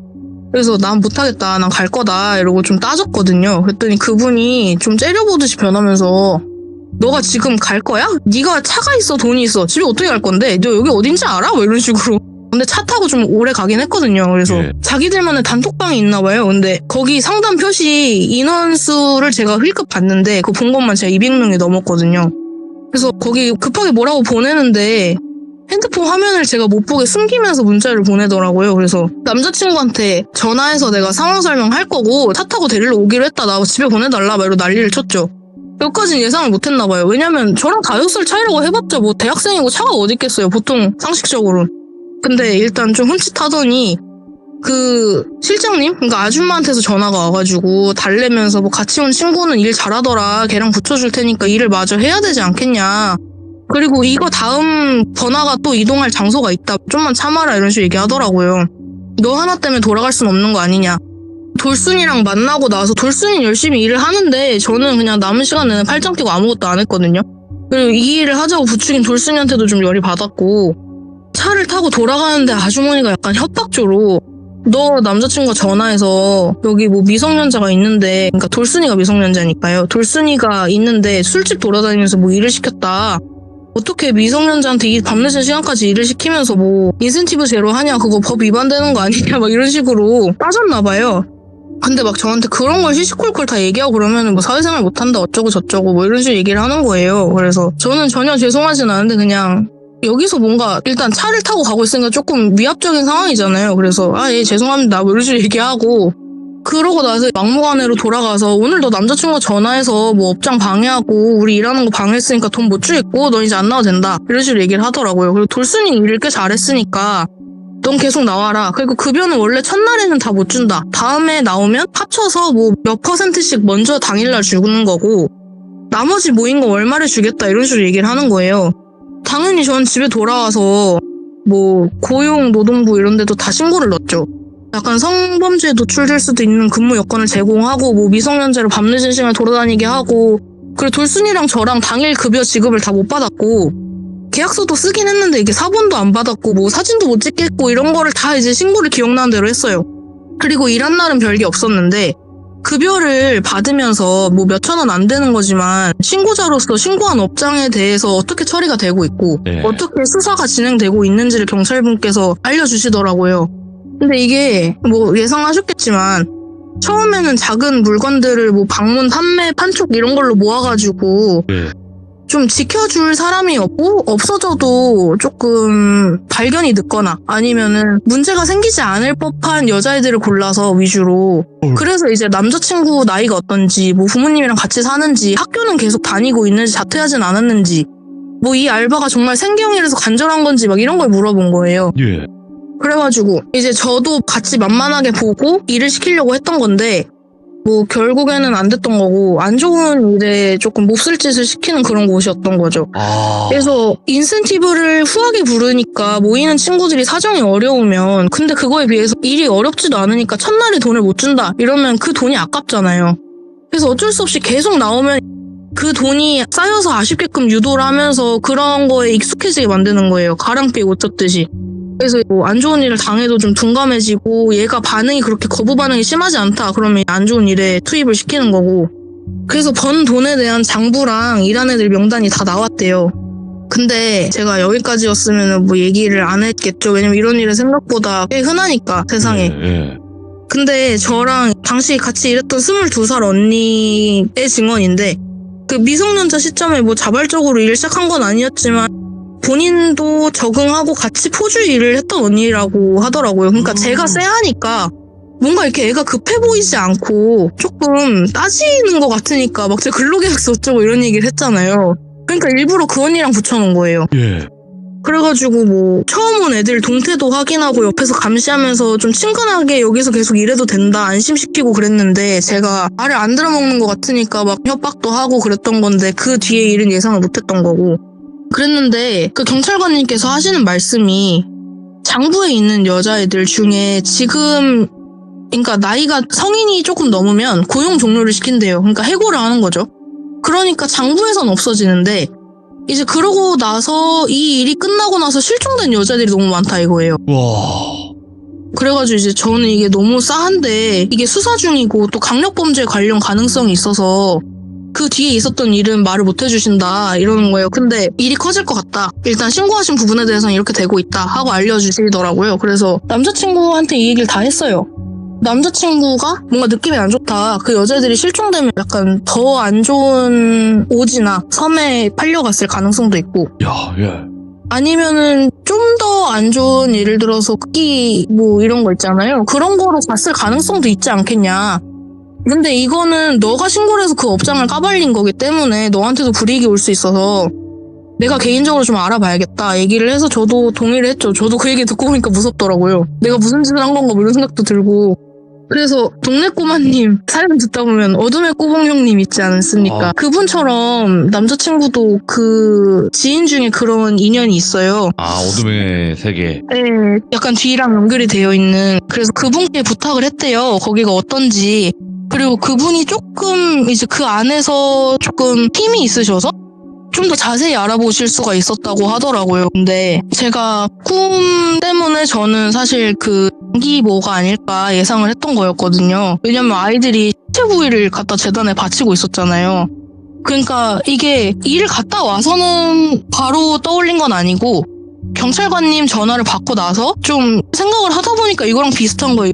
여자들밖에 없었고 나이대도 비슷하고 그리고 나가가지고 뭐 애들이 몸이 성치 않았던 거부터 하며 저는 근데 그걸 알기 전까지는 아이들이 입은 뭐 정신적, 신체적 학가 그런 식으로 꿈에서 비유적으로 표현이 되는 줄 알았거든요. 아.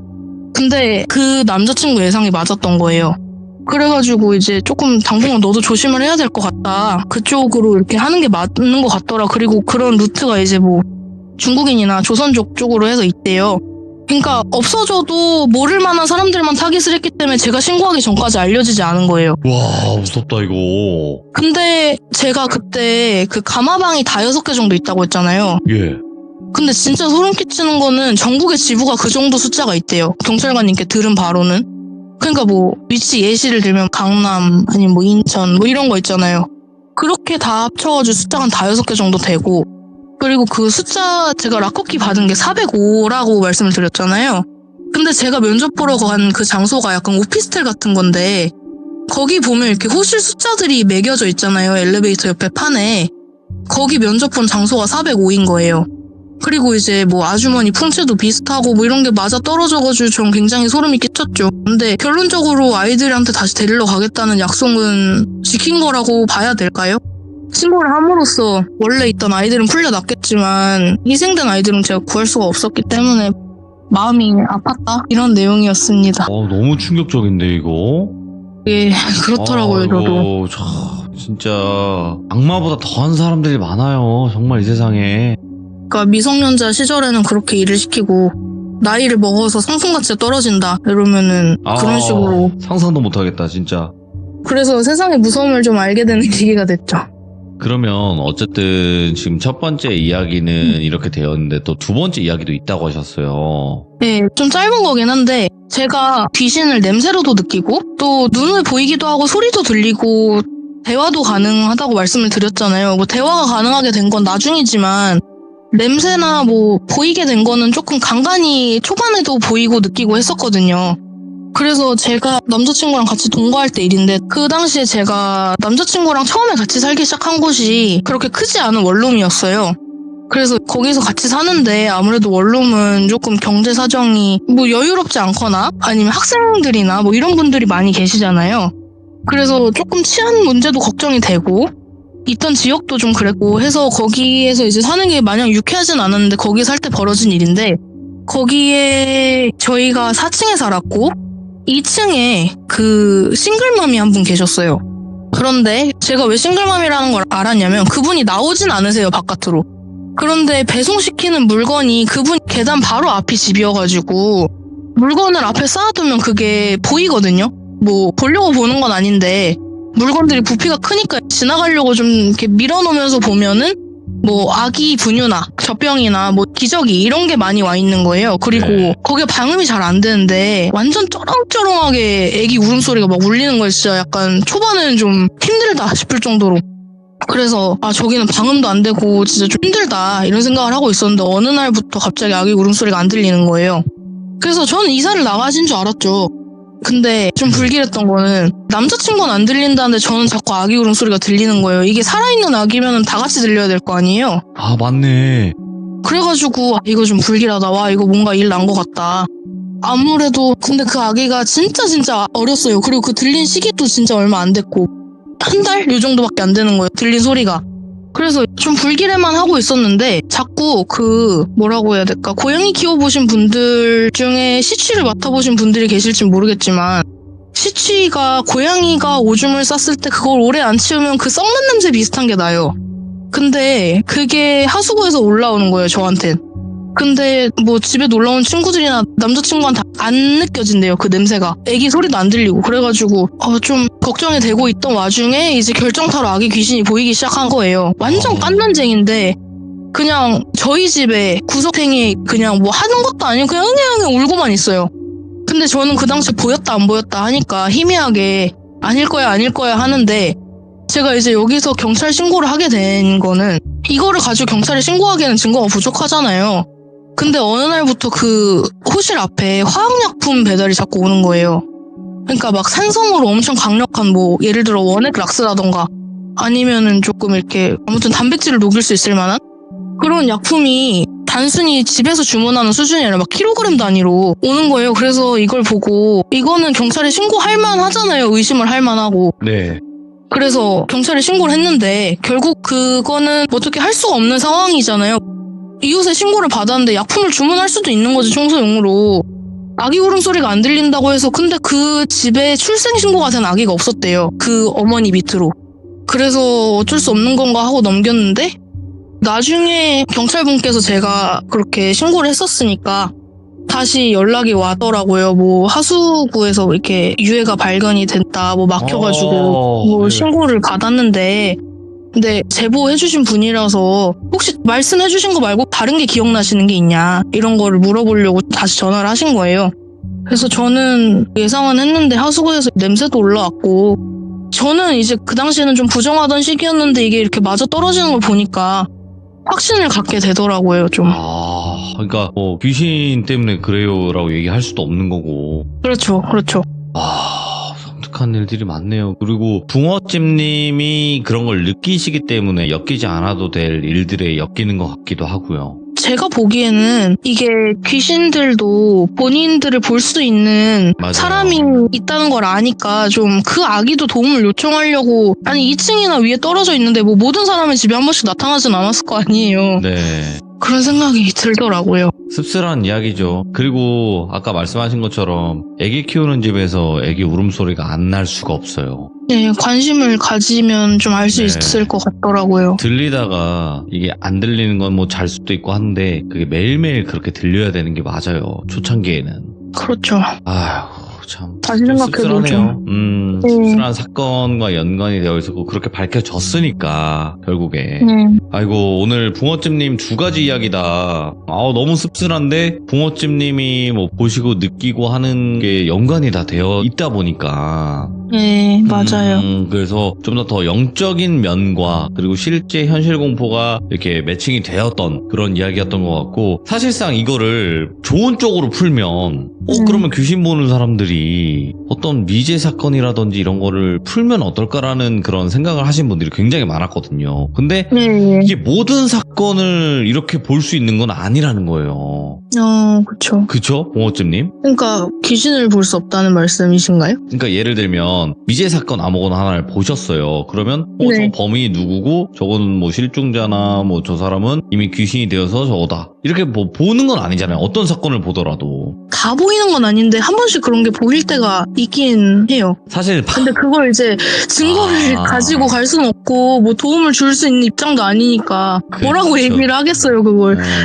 제가 귀신을 보는데 이 사건을 보다 보니까 이런 게 있더라. 귀신이 보이더라. 그래서 이런 쪽으로 수사하면 어떠실 것 같나? 라고 얘기를 하면 장난 전화하지 마세요. 그는 거 아니에요. 그러니까요. 아직까지는 과학과 이런 영적인 세계가 아직은 거리가 좀 있지만 점점 다가오고 있다. 네, 점점 저는 그게 다가오고 있다고 생각을 해요. 과학이 발전함에 있어서. 그래서 언젠가는 이런 미제 사건이든 아니면 어떤 특정한 사건이든 이런 게 없길 바라는 마음에 이렇게 말씀을 드려봤고, 오늘 붕어찜님 너무너무 감사드립니다. 이야기 워낙 잘하시는 분이니까 믿고 듣죠 뭐 저희는. 네, 감사합니다. 감사합니다. 고맙습니다. 네. 네. 자, 붕어찜님께서 오늘 해주신 두 가지 사건 전부 다 충격적이고 안타까운 사건이었고, 이게 이분의 이야기가 뭐 영적인 이야기도 있지만 영적인 것과 이렇게 현실 공포가 서로 플러스가 돼서 나오는 이야기들도 있다는 것을 여러분들이 알고 계시면 좋을 것 같습니다. 그래서 붕어찜님의 이야기가 업로드가 되면 여러분들 많은 응원 부탁드리도록 하겠습니다. 감사합니다.